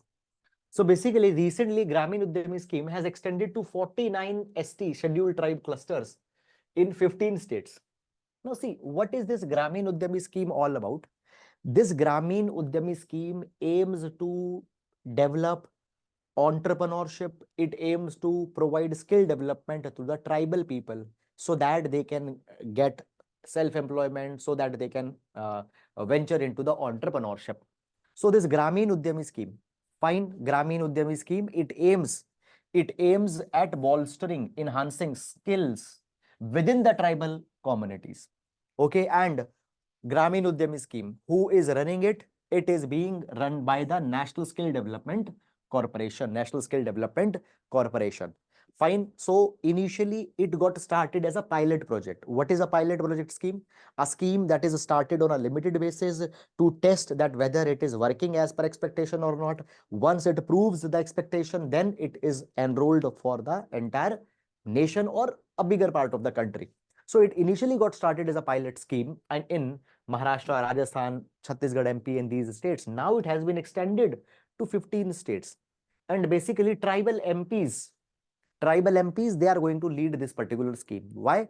Because of their tribal background, they better understand what will work for tribal people's upliftment. Now, this particular scheme is being implemented under the Sansadiya Sankul Pariyojana. Sansadiya Sankul Pariyojana. Now, what is the Sansadiya Sankul Pariyojana? Under Sansadiya Sankul Pariyojana, rural local economies will be provided. Employment opportunities will be provided to the people in their villages, so that they need not to migrate to other cities, so that they need not to migrate to other states. Okay. So Gramin Udyami scheme. Fine. So again, understand Gramin Udyami scheme. Who is running it? National Skill Development Corporation. Now, this particular scheme, what it aims? It aims to enhance the entrepreneurship, or it aims to enhance the skill development in which community? Tribal community specifically. So it is a specific to tribal communities. Next, Atal Sarthi.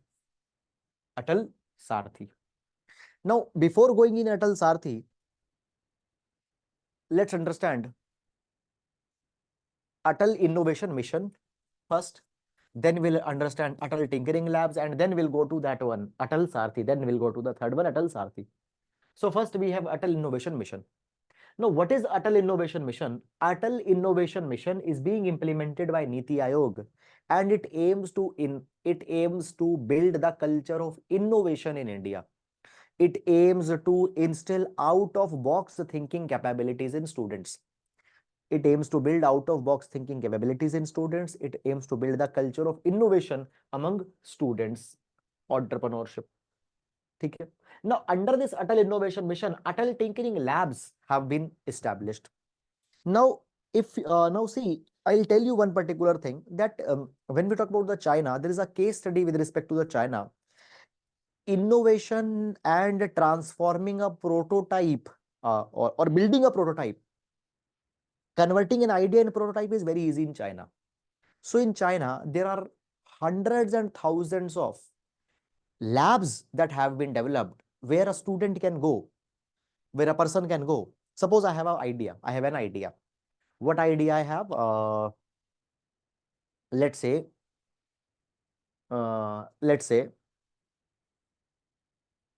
pizza boxes are square in shape. Let's make circular shape pizza boxes, and let's make the plastic pizza boxes so that people can make pizza and can store them in their home more conveniently. Let's say I have this idea. It might sound absurd to you, but let's say I have this idea.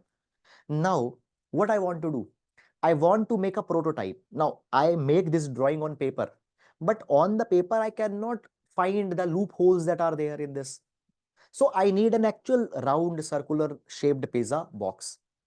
Now, what I can do, if I can go to a lab where a 3D printer is there, in that 3D printer, I can get a 3D prototype of this particular idea, and I can see that what are the problems, whether it is practically feasible or not.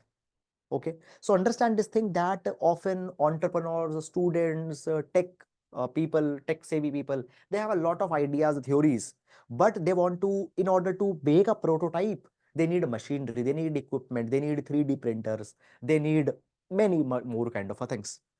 So these labs are there which provide them all these opportunities. So innovation is actually has become possible and has become quite easy in these countries. So the same idea we brought in India. So under Atal Tinkering Labs, what is being done? So in order to nurture the creativity and innovation, in school, these dedicated tinkering labs will be developed. In these particular labs, scientific equipment, machineries, etc. will be provided so that the students can convert their ideas in prototypes. Students get all the scientific assistance here. Now here, what will be done? It will, children aged 12 and above, they will be provided technological innovation tools. And these Atal Tinkering Labs, where they will be deployed at school level. At school level, Atal Tinkering Labs will be deployed. Okay. Now, guys, we find this particular thing that though Atal Tinkering Labs have been developed at schools, government is giving them money, but utilization of these Atal Tinkering Labs is not up to the mark. Sometimes what happens, school has taken money that, okay, we'll develop Atal Tinkering Lab, and they have not brought the equipment, or equipment is faulty, or lab has been shut down. Students are not being allowed to use it. So to see the implementation of these Atal Tinkering Labs, to see their efficiency, to see that whether they are being used or not, or to see what impact they are bringing, what has happened? This Atal Sarthi platform has been launched. Atal Sarthi platform has been launched. Now this Atal Sarthi platform, it has number one, My Atal dashboard. So what it is? Self-reporting tool, which will, on whose basis performance tracking of labs will be done. Self-reporting tool. It is a self-reporting tool.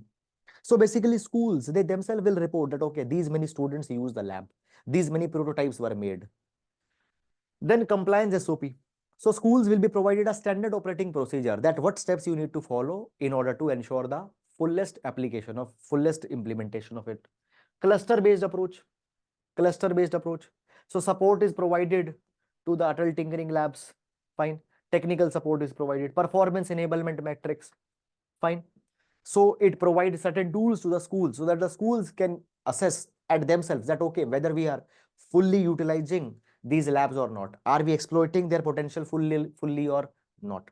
Okay. So this is about this Atal Tinkering Lab and Atal Innovation Mission. Yes, guys, is it clear or not?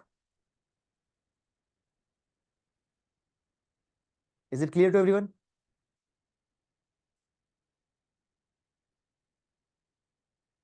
Okay, fine. Moving on. Next, incremental cash reserve ratio. Incremental cash reserve ratio. Okay.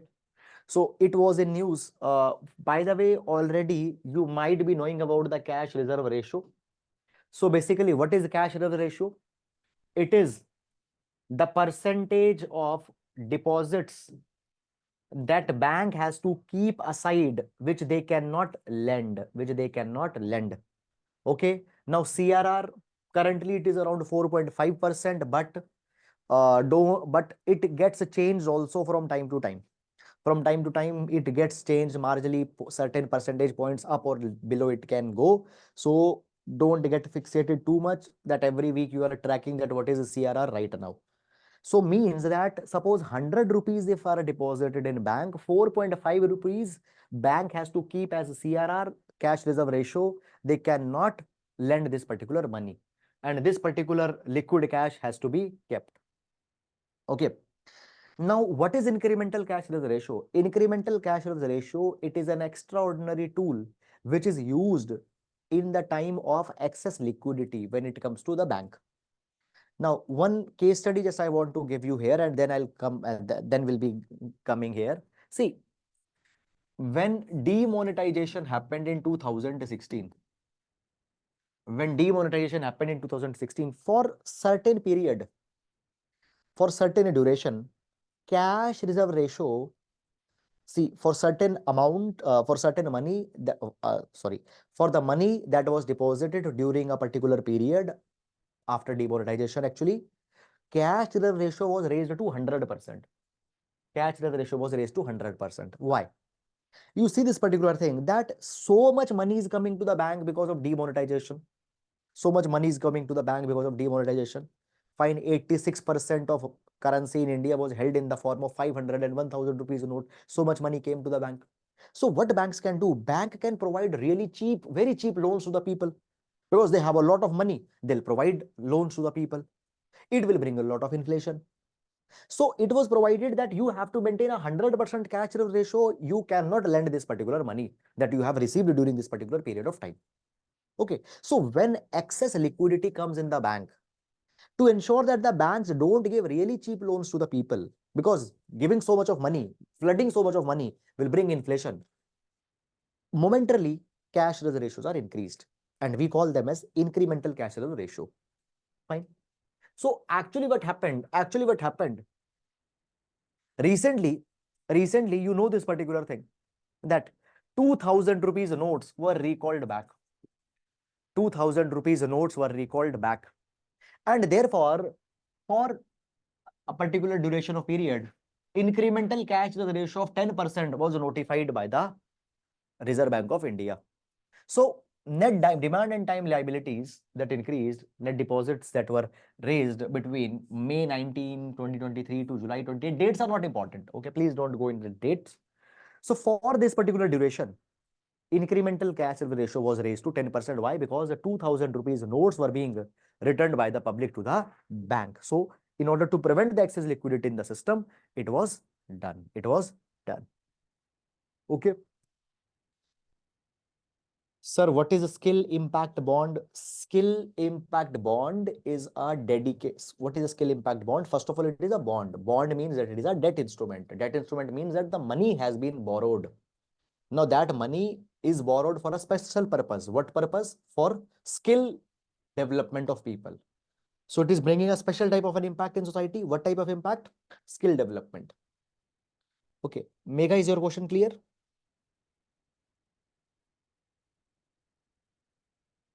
Fine. Moving on. Fine. Now, other tools used by Reserve Bank of India, liquidity adjustment facility, standing deposit facility, open market operation. So these are the static concepts of your economy, and I hope that already you have already done it in your economy. So no need to go again in that. So even I'll not recommend you to go too much in that if you have, because already you might be knowing it in your basic economy. You have read it. Fine. Moving on. Surplus transfers. So basically, recently what has happened, RBI transferred more than 87,000 crore rupees. Number is again not that much important, with to the government of India, 188% jump from 21-22. Now we need to see activities by which RBI earns surplus income. Now you see this particular thing, that Section 47 of the RBI Act 1934. Section 47 of RBI Act 1934 mandates RBI to transfer the excess reserves, to transfer the excess money to the government of India, Fine. RBI is also exempt from income tax. Okay, these points you should keep in mind. RBI is exempt from paying income tax. Now, interest earned on holdings of domestic and foreign securities, fees, commissions, profit generated from exchanges, foreign exchanges. Okay, these are the income sources of RBI. Okay, then there are the expenditures of RBI. Cost, they are printing notes, payment of interest on deposits and borrowings. Okay, there is a lot of there is a money that is deposited by banks to the RBI. They have to give loan on that. They have to give interest on that. Okay. So basically, we have income of RBI, we have expenditure of RBI. When RBI's income will be more than the expenditure, RBI will generate surplus. RBI will generate surplus. And that particular surplus as per the Section 47 of the RBI Act 1934 is to be, this particular surplus is to be given to the government of India. The next is transition from LIBOR. So recently, Reserve Bank of India, RBI,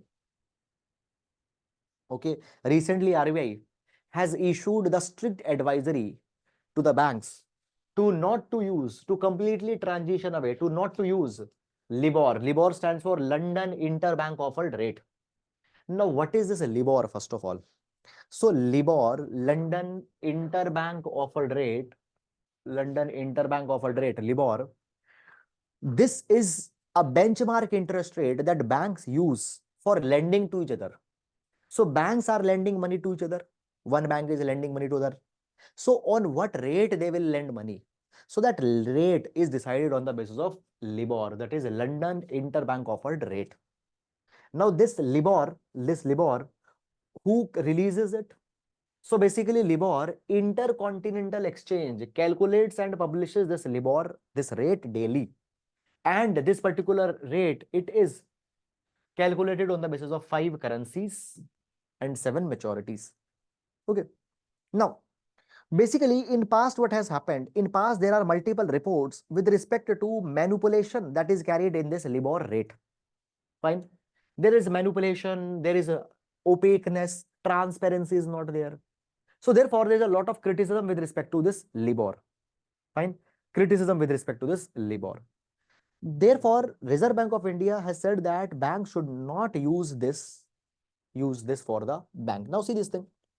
One concept you should understand. Number one, when we talk about the LIBOR is used by the banks for consideration of calculating the interest that they need to charge when they are borrowing and lending money to each other. But at the end of the day, it will also influence the consumer loans also. Now, don't get me wrong. This indirectly will have an impact on consumer loan. Why? Because if bank, now see, bank is getting money at a particular interest rate. If bank is getting money at a higher interest rate, it will give loan at higher interest rate. If it is getting money at a lower interest rate, it will give it loan at a lower interest rate. So directly, they are not used for the consumer loans, but indirectly they impact. So therefore, if there is any transparency, any opaqueness, that is a cause of concern. Fine. Non-callable deposits. Non-callable deposits. So recently, RBI has raised a minimum threshold for offering the non-callable deposits. Non-callable deposits.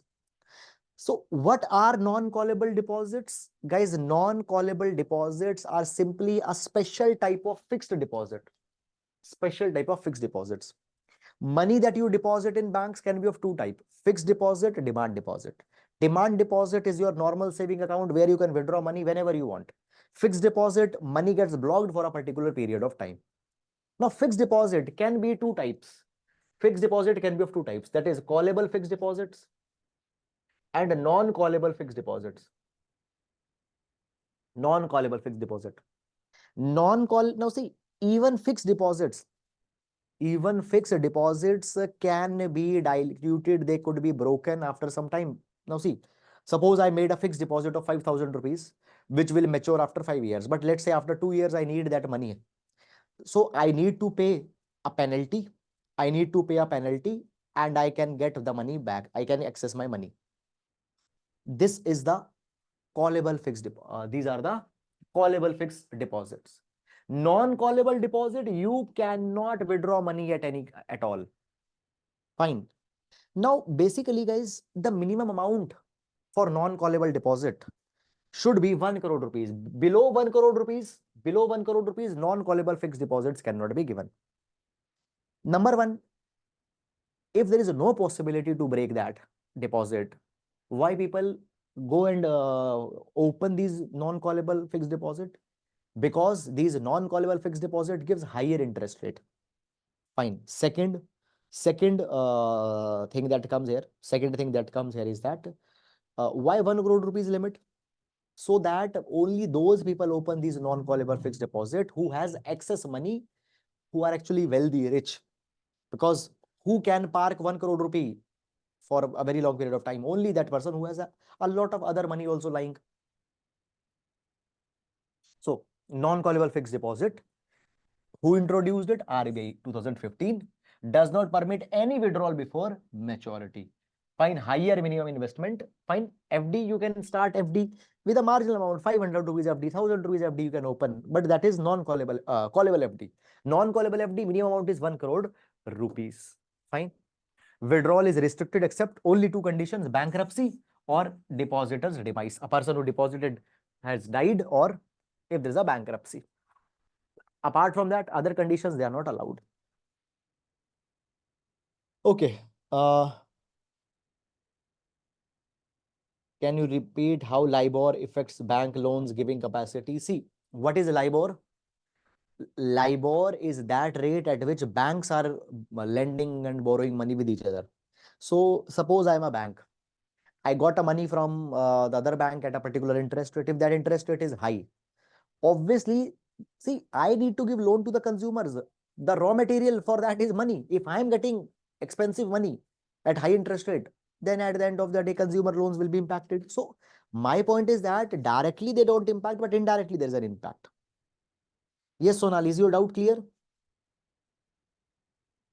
Fine. Okay, guys.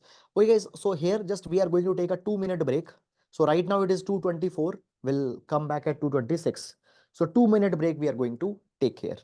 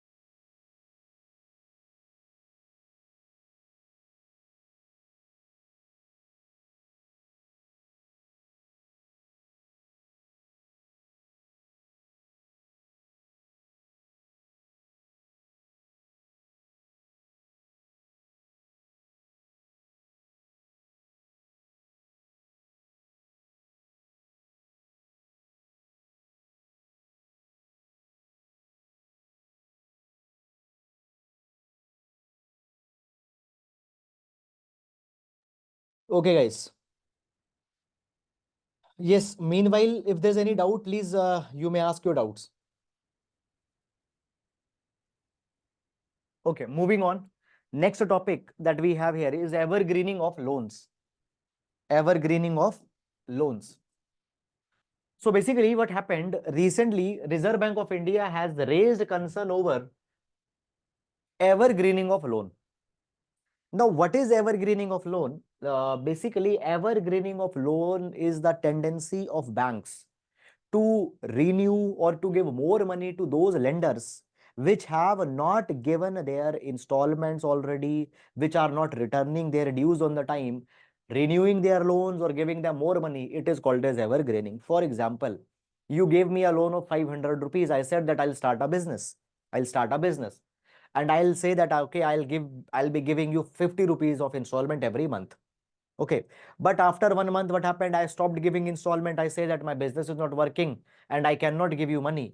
So what you'll do, you, let's say, rather propose that, okay, fine, I have given you 500 rupees. Let's take more 500 rupees and again try to start your business.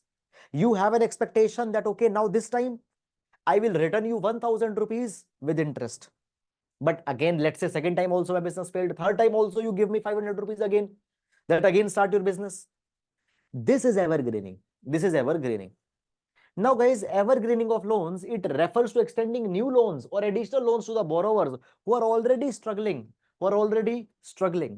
and their loans have, fine, who are already struggling. Now, a question will come in your mind that, okay, if a person is already struggling, why the bank give more money? Why the bank gives more loan? So banks give more loans in order to provide the NPA, non-performing assets, non-performing assets. Now, basically, guys, non-performing assets are those assets. Now, see this particular thing. When a bank, now see, when a bank receives money from a depositor, that particular money is the liability for a bank because bank has to give that particular money. So that will be, that is a deposit and deposit is a liability for a bank. When bank is lending money, that particular money bank will get someday back and will also earn the interest on that. So this is an asset for the bank. This is an asset for the bank. So basically certain assets means certain loans that the bank has given, but these particular loans are not yielding. Certain loans bank has given and these loans are not yielding. Even the principal might not come. It has become a non-performing asset. And if non-performing asset goes beyond a particular number, if non-performing asset goes beyond a particular number, it will have a lot of implications. For example, bank's share price might go down. It will invite the scrutiny from the Reserve Bank of India. Okay, it will create a bad perception of that bank in the eyes of the public, and all that particular blame might will go to the CMD of that bank.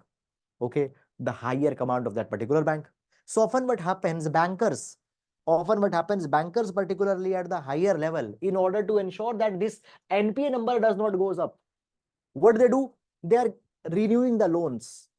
Fine, they'll give, okay, take more money, pay your interest, take more money and give us the interest. Fine. So this is something that happens. And now this evergreening, it is also called as zombie lending.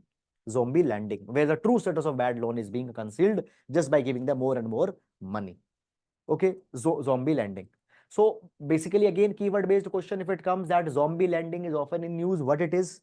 So it is a kind of an evergreening of loan, giving additional lending to people. Zombie lending. Fine, zombie lending.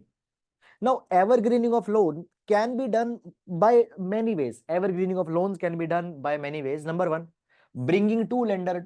See, two lenders can come together. Suppose, now see, NPA problem, this challenge is not being faced by only one bank. This challenge is being faced by a lot of banks. So what can be done? Let's say X bank, Y bank. Okay. Now X bank has certain accounts which are not paying money. Y bank has certain accounts. So X and Y will go in a deal. X will say that, okay, I will buy your bad accounts. Y will say that, okay, in return, I will buy your bad accounts. Okay. And then they'll renew that particular loan account. Those loan accounts will get renewed. Those loan accounts will get renewed. So two lenders can come together. Structure deal with good borrowers. Structure deal with good borrowers. For example, there is a high net structured deal with good borrowers. Banks persuade credit-worthy borrowers to engage in structured deals with the stressed borrowers. Now, suppose there is a good borrower who is paying money on time. He'll be convinced that, okay, there is that XYZ company. The person is not able to run that company effectively. You do one thing, you buy that business and will help you to reach a deal. You buy that particular deal, okay, and will transfer that particular loan on your name. Internal account adjustment. Now, this is all right, outright illegal thing that will be done here. What will be done here? So let's say a person who has taken the loan, he is not paying money, but bank will do a fake entry that, okay, we have received the interest, we have received the money, okay, and that might happen because of some collusion, some corruption that is going on. Okay, so internal bank account readjustment can be there. Then renewals of loan or additional disbursement already we discussed. So these are the ways through which the loans are evergreened. Fine. Yes, students, is it clear? Yes, is it clear to everyone? Any question if you have, any doubt if you have, you may please ask. Yes, clear to everyone? Moving on. Central bank digital currency. Central bank digital currency. So recently what has happened, UPI, QR code and CBDC, they have connected with each other. CBDC and UPI have been connected with each other. Now, one thing you need to understand, basically central bank digital currency, what this is nothing but this is the digitized form of our fiat legal currency that we have in India. Now, guys, understand this thing that I have a wallet. In that wallet, I have, let's say, 500 rupees. This 500 rupees is physical currency. Okay. You digitize this wallet, you digitize that money. This is the digital currency. Now, understand this thing. You might say this thing that, sir, I have money in my bank account. That is already a digital currency because I see just the digits on my ATM. I see digits in my phone. A message is received. That message says that, okay, this amount, this money is there in your bank account. That is already digital currency. No, that is not digital currency because that is that is actually a physical currency that is lying in the bank. That is a physical currency that is lying in the bank. Now, central bank digital currency, it is entirely be a digital currency which will be held in a digital wallet, and this digital wallet will be maintained by RBI. Okay, so these are the digital representations of the paper currency issued and backed by a central bank, unlike cryptocurrencies. This Bitcoin, Ethereum, they are not issued by any central bank. They are not regulated. They are not issued by the central bank. So their value is the same as the fiat currency. Okay. They can be exchanged also in the traditional currencies. Fine. Now, around the world, multiple countries are coming out. So Bahamas, they introduced the sand dollar as CBDC. Nigeria rolled out e-Naira. China also is coming out with the same project. Now, guys, just one thing I want to tell you here, and it will now understand this thing, that when this CBDC actually came, there was one particular concern also that was being raised. And please understand this particular, listen it very carefully, what the concern was coming. So concern was like this. Concern was like this, that see, today banks are offering very marginal interest rate on saving account. Very, very marginal interest rate on saving accounts bank are offering. But why people still keep money in saving account? They keep money in saving account so that their money is kept, just to protect their money, to keep the money in the safe custody. People are keeping money in saving account. And the deposits that the people are keeping in bank, those deposits banks are using for further lending. So bank's business, it is based on the people depositing money in bank. Now, if you bring this digital currency and digital wallet, people, rather than depositing money in bank, they'll keep money directly in this digital wallet and they'll hold these wallets themselves. Fine. Why? Because already banks are not paying that much interest. So people don't have interest in the banks. Okay. This was one concern. And then it was said that what will happen? Then it will impact the capacity of the banks to create more loans. Okay. So this is all about it. Now, moving on to the next one. Moving on to the next one. Okay. UPI. What is UPI? So in relation to the previous article, what is UPI? So UPI stands for the Unified Payment Interface. So it is a platform which enables peer-to-peer interbank transfers. So either through the mobile number or through the virtual private address, money can be transferred. Money can be transferred. Then recently,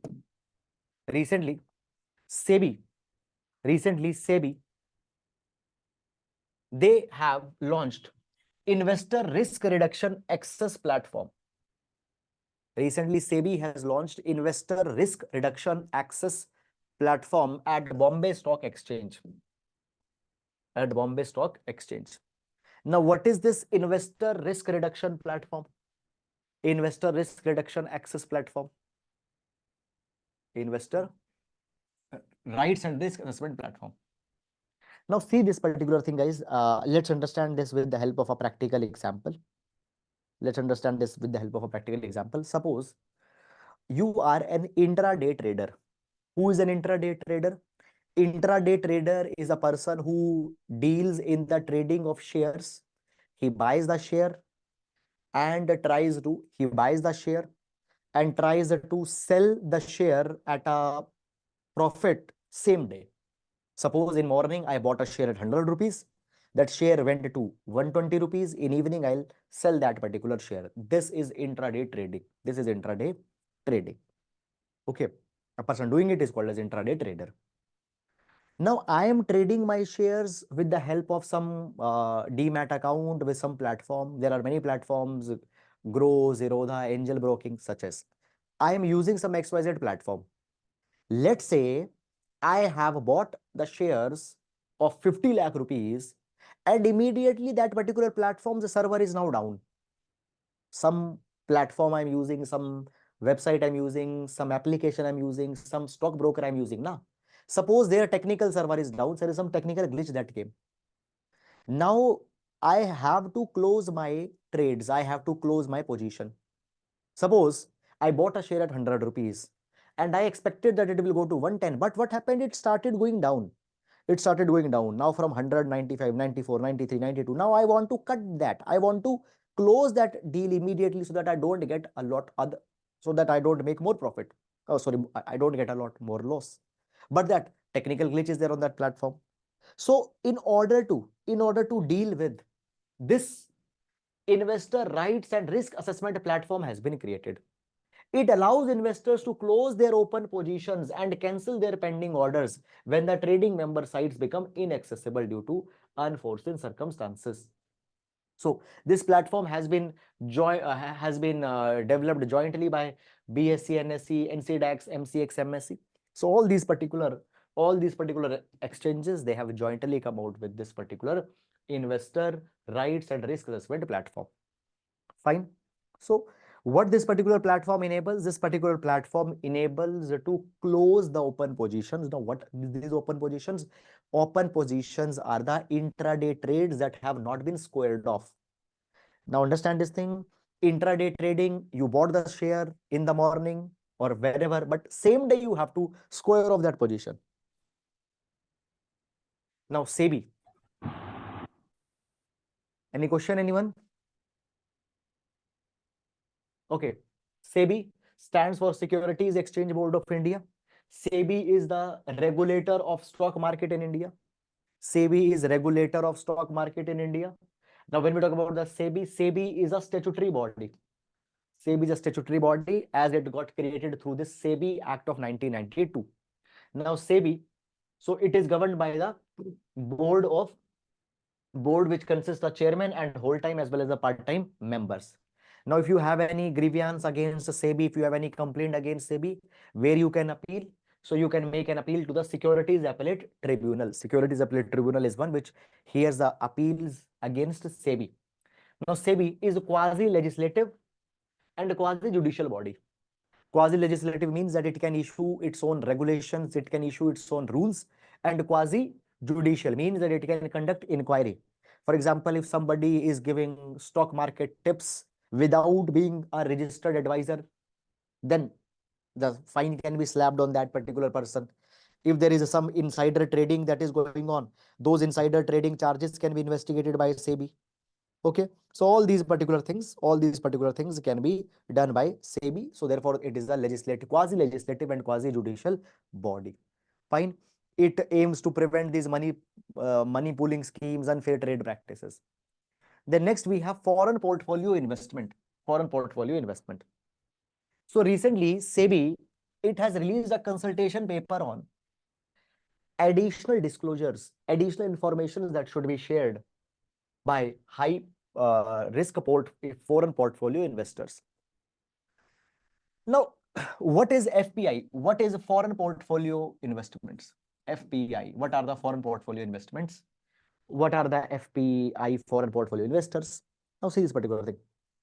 Who is a foreign portfolio investor, or what is a foreign portfolio investment?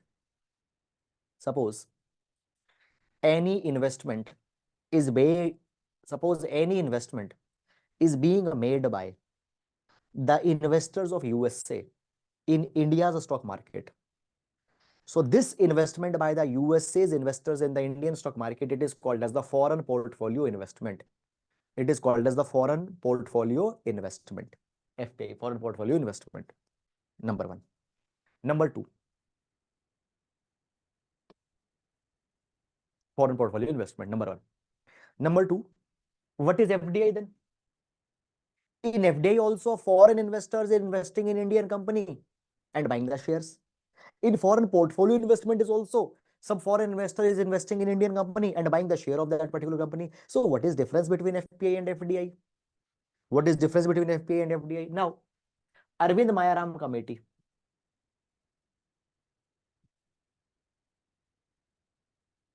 Arvind Mayaram Committee has explained this particular difference. Arvind Mayaram Committee has explained this particular difference. Now, Arvind Mayaram Committee explained that if any investor is buying the shares in a company and by that, if it gets a stake below 10%, if it gets a stake below 10%, then it will be classified as a foreign portfolio investment. But if any investor is acquiring a stake of more than 10% in a company, then that particular investment will be classified as a foreign direct investment. If you are acquiring a stake of more than 10%, then that will be counted as FDI. If you are acquiring a stake of less than 10%, it will be classified as an FPI, foreign portfolio investment. Now, guys, see, if you are acquiring more than 10% stake in a company, it means that you are interested in exerting ownership over that company. You are interested in playing a role in the management of that particular company. This is the reason that you are investing, you are buying more than 10% of that stake. Now, when we talk about FDI and FPI, what are the core differences between FPI and FDI?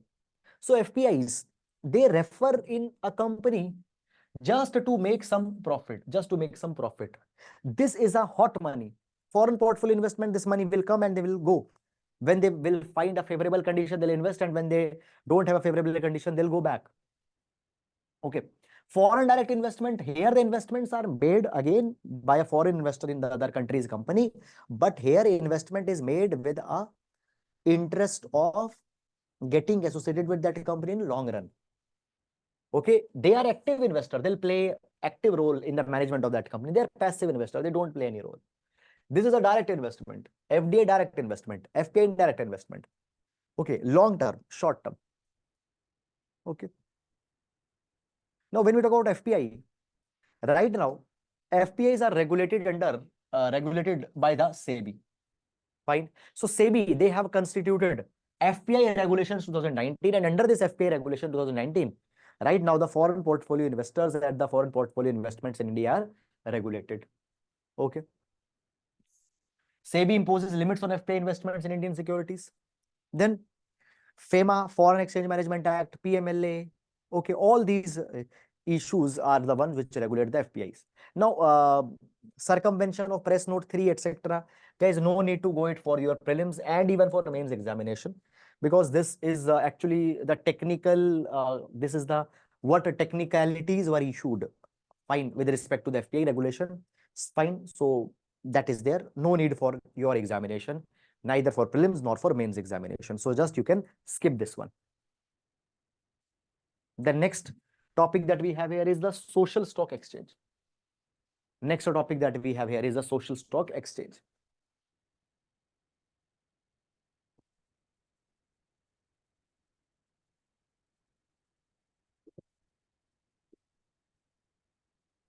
Social stock exchange.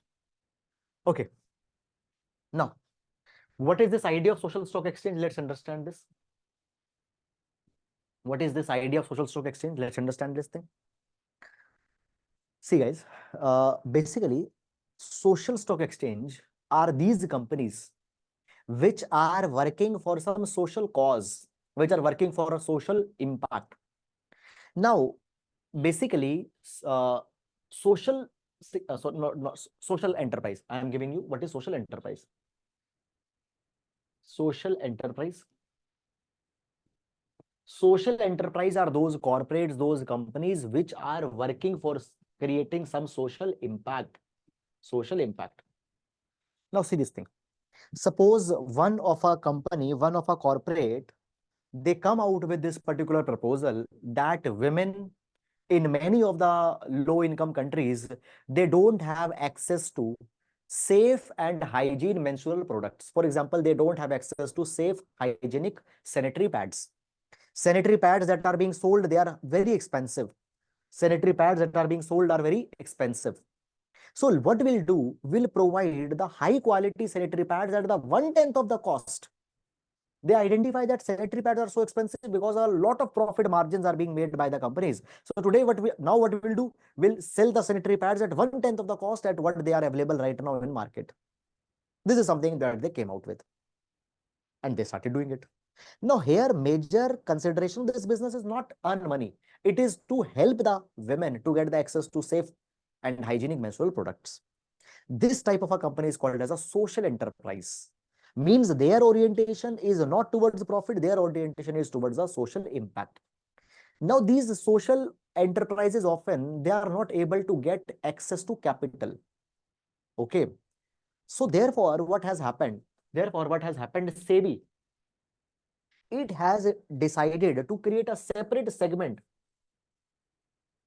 It has decided to create a separate segment, that is social stock exchange. Social stock exchange. Now, what is a social stock exchange? Social stock exchange will be a special segment which will give visibility to the social enterprises. To the social enterprises. Okay. Now, guys, if you go on Bombay Stock Exchange, if you go on National Stock Exchange, fine, you find that the Bombay Stock Exchange, National Stock Exchange, every type of company, it is a trading there, liquor company, chemical company, pharmaceutical company. Fine. So social stock exchange will be a type of a special stock exchange where only social enterprises will be listed. Where only social enterprise will be listed. First of all, guys, tell me this thing. Are you able to understand this point? Yes or no? What is social stock exchange? Social stock exchange is a special mechanism or a stock exchange where only social enterprise will be listed. What are social enterprise? Social enterprise are those companies which are working for creating some social impact. They are not working for profit. Now, one thing. Social enterprise can be of two types. Social enterprise can be of two types. That is for profit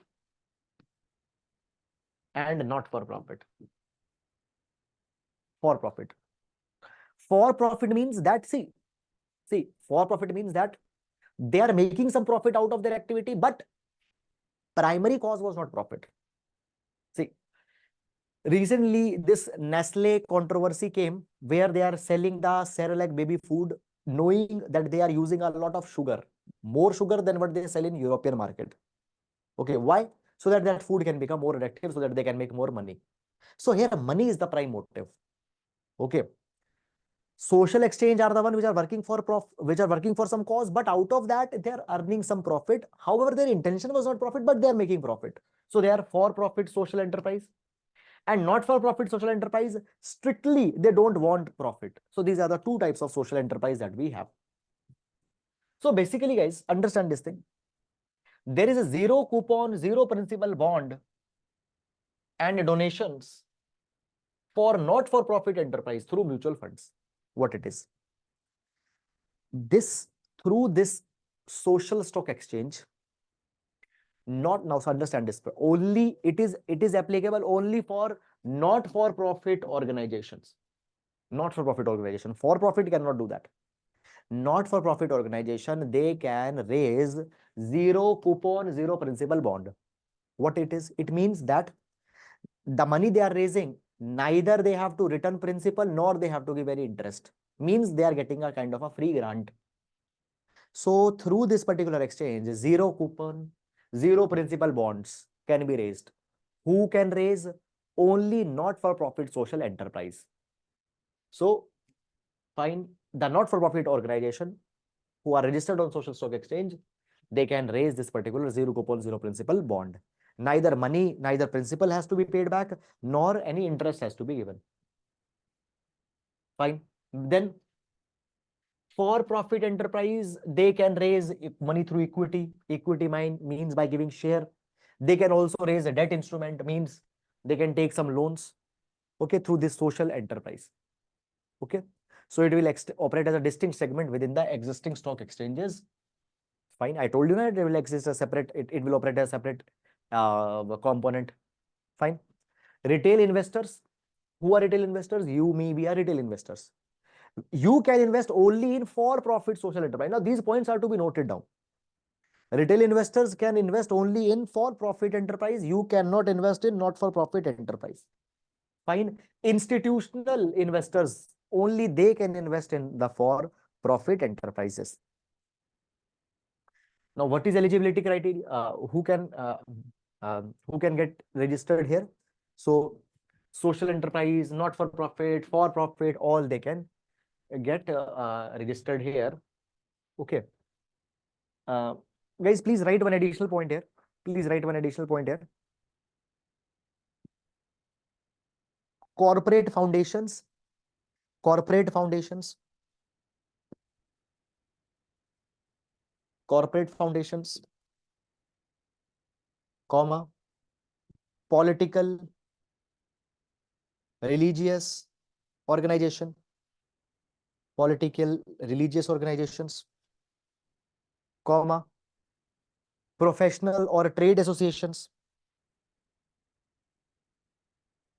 professional or trade associations, professional or trade associations, comma, professional trade association, comma, infrastructure and housing companies, infrastructure and housing companies, except affordable housing, except affordable housing, except affordable housing, would not be identified,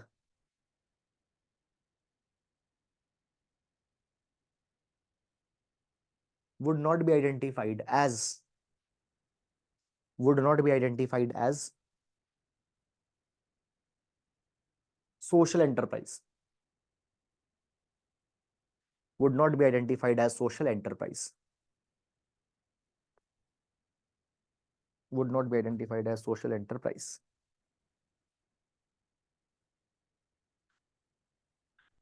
Yes, guys, is it clear or not? Fine. Okay. So, not for profit organization, they can raise fund through zero coupon, zero principal bonds. Already we have discussed. Okay. Fine. The next we have is a short selling. Okay. So only this you need to know here. Here, retail investors cannot, so retail investor cannot invest in for profit. Retail investors can only invest in for profit social enterprise. Retail investors cannot invest in not for profit. Retail investor mean you and me. We cannot invest in not for profit. We can invest only in for profit enterprise. Institutions, they can invest anywhere. They can invest in for profit. They can invest in not for profit. They can invest anywhere. Yes, Sonal, is your question clear? Okay. Then we have this short selling of stocks. Short selling of stock. Why this short selling of stock was in news? Because of this Hindenburg report that came. You might be knowing about that Hindenburg report, which said this particular thing, that the Adani group is involved in the stock pricing manipulation and all such things. Hindenburg report was released. Hindenburg was a short seller. Short seller. Hindenburg was a short seller. So what is this short selling of stocks? Now understand this particular thing, guys. The short selling of stock, it is a way in which, let me explain you.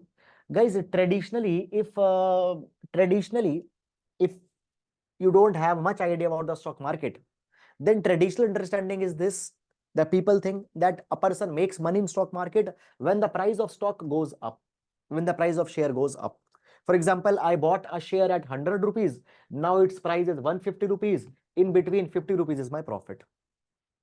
But at the same time, there is also one more mechanism, that is short selling. Now, what happens in short selling? In short selling, a person makes money when the shares price is falling. When shares price is falling. For example, now how this short selling happens? How this short selling happens? In morning, shares price was 100 rupees. In morning, shares price was 100 rupees. And I predict that this particular shares price will go to 50 rupees before closing of the market. Okay. Though it cannot go that much low technically, because the lower circuit will hit, because in Indian stock market, we have the concept of lower and upper circuit. But for a minute, let's forget that. Suppose I predict that the price will go to 50 rupees. Fine, today itself. So what I can do short selling. Now, what is short selling?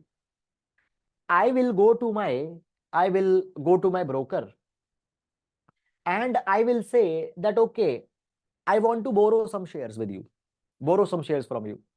I will borrow 100 shares from my broker. Any number you can say, 150, 500, 5,000 as per your capacity. I will borrow shares from my broker and I will sell them immediately. What I will do, I will sell them immediately. As I will sell them immediately, what I will get? I will get 100 rupees for 100 share. I will get 100 rupees for 100 share. I will keep this particular money with me and I will wait till evening. I will wait till evening. Now, suppose after few hours, the price of this particular share from 100, it went to actually to, let's say it went to 80 rupees. It went to 80 rupees. Now what I can do? I will buy the share from market now. I will buy the share from market now. Fine. I will buy the share from market and I will return the share to my broker. I will return the share to my broker. Okay. I took 100 shares from my broker. I gave back the 100 shares to broker. Fine. In between, 20 rupees per share is my profit. In between 20 rupees per share is my profit. This is called as short selling. So short selling occurs when investors profit from decline in the value of security. Fine. Is it clear? Guys, in short selling, there can be loss also. For example, my prediction went wrong. Rather than going to 90, 80, 50, that share, let's say, went to 150 rupees. So by evening, now I have to buy at 150 and I have to return that 100 shares to my broker. So this will be loss if the price goes up. Okay. Yes. Is this thing clear to everyone? Yes or no? Is this thing clear to everyone? Any question if you have around this topic or anything, please ask. Yes, guys, is it clear to everyone? Any question if you have, you may please ask. What is short selling? Short selling is a way of making profit in stock trading by predicting a decline in the price of share. What is done in short selling? In short selling, you predict that the share will go down. So what I can do, let's say right now share is trading at 100 rupees. I will borrow shares from my broker and will sell those shares. Okay. How, at what price I will sell that share right now? 100 rupees. By evening, the share price, let's say, went to 50 rupees, 60 rupees, 70 rupees. Then I will buy at 70 rupees. And then I'll return the shares to my broker. So in morning, when I sold them at 100 rupees per share. And now I am buying them at 70 rupees per share. So in between, 30 rupees is my profit.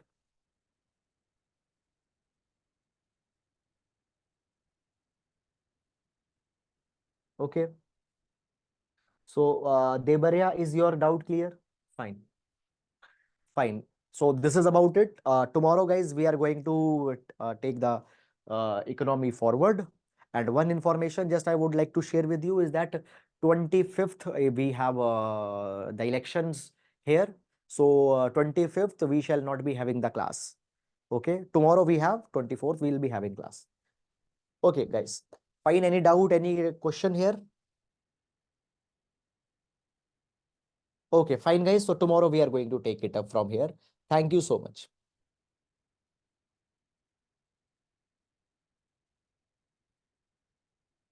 Okay, there's one question, sir. Will we have class? Yes, class will be there every day.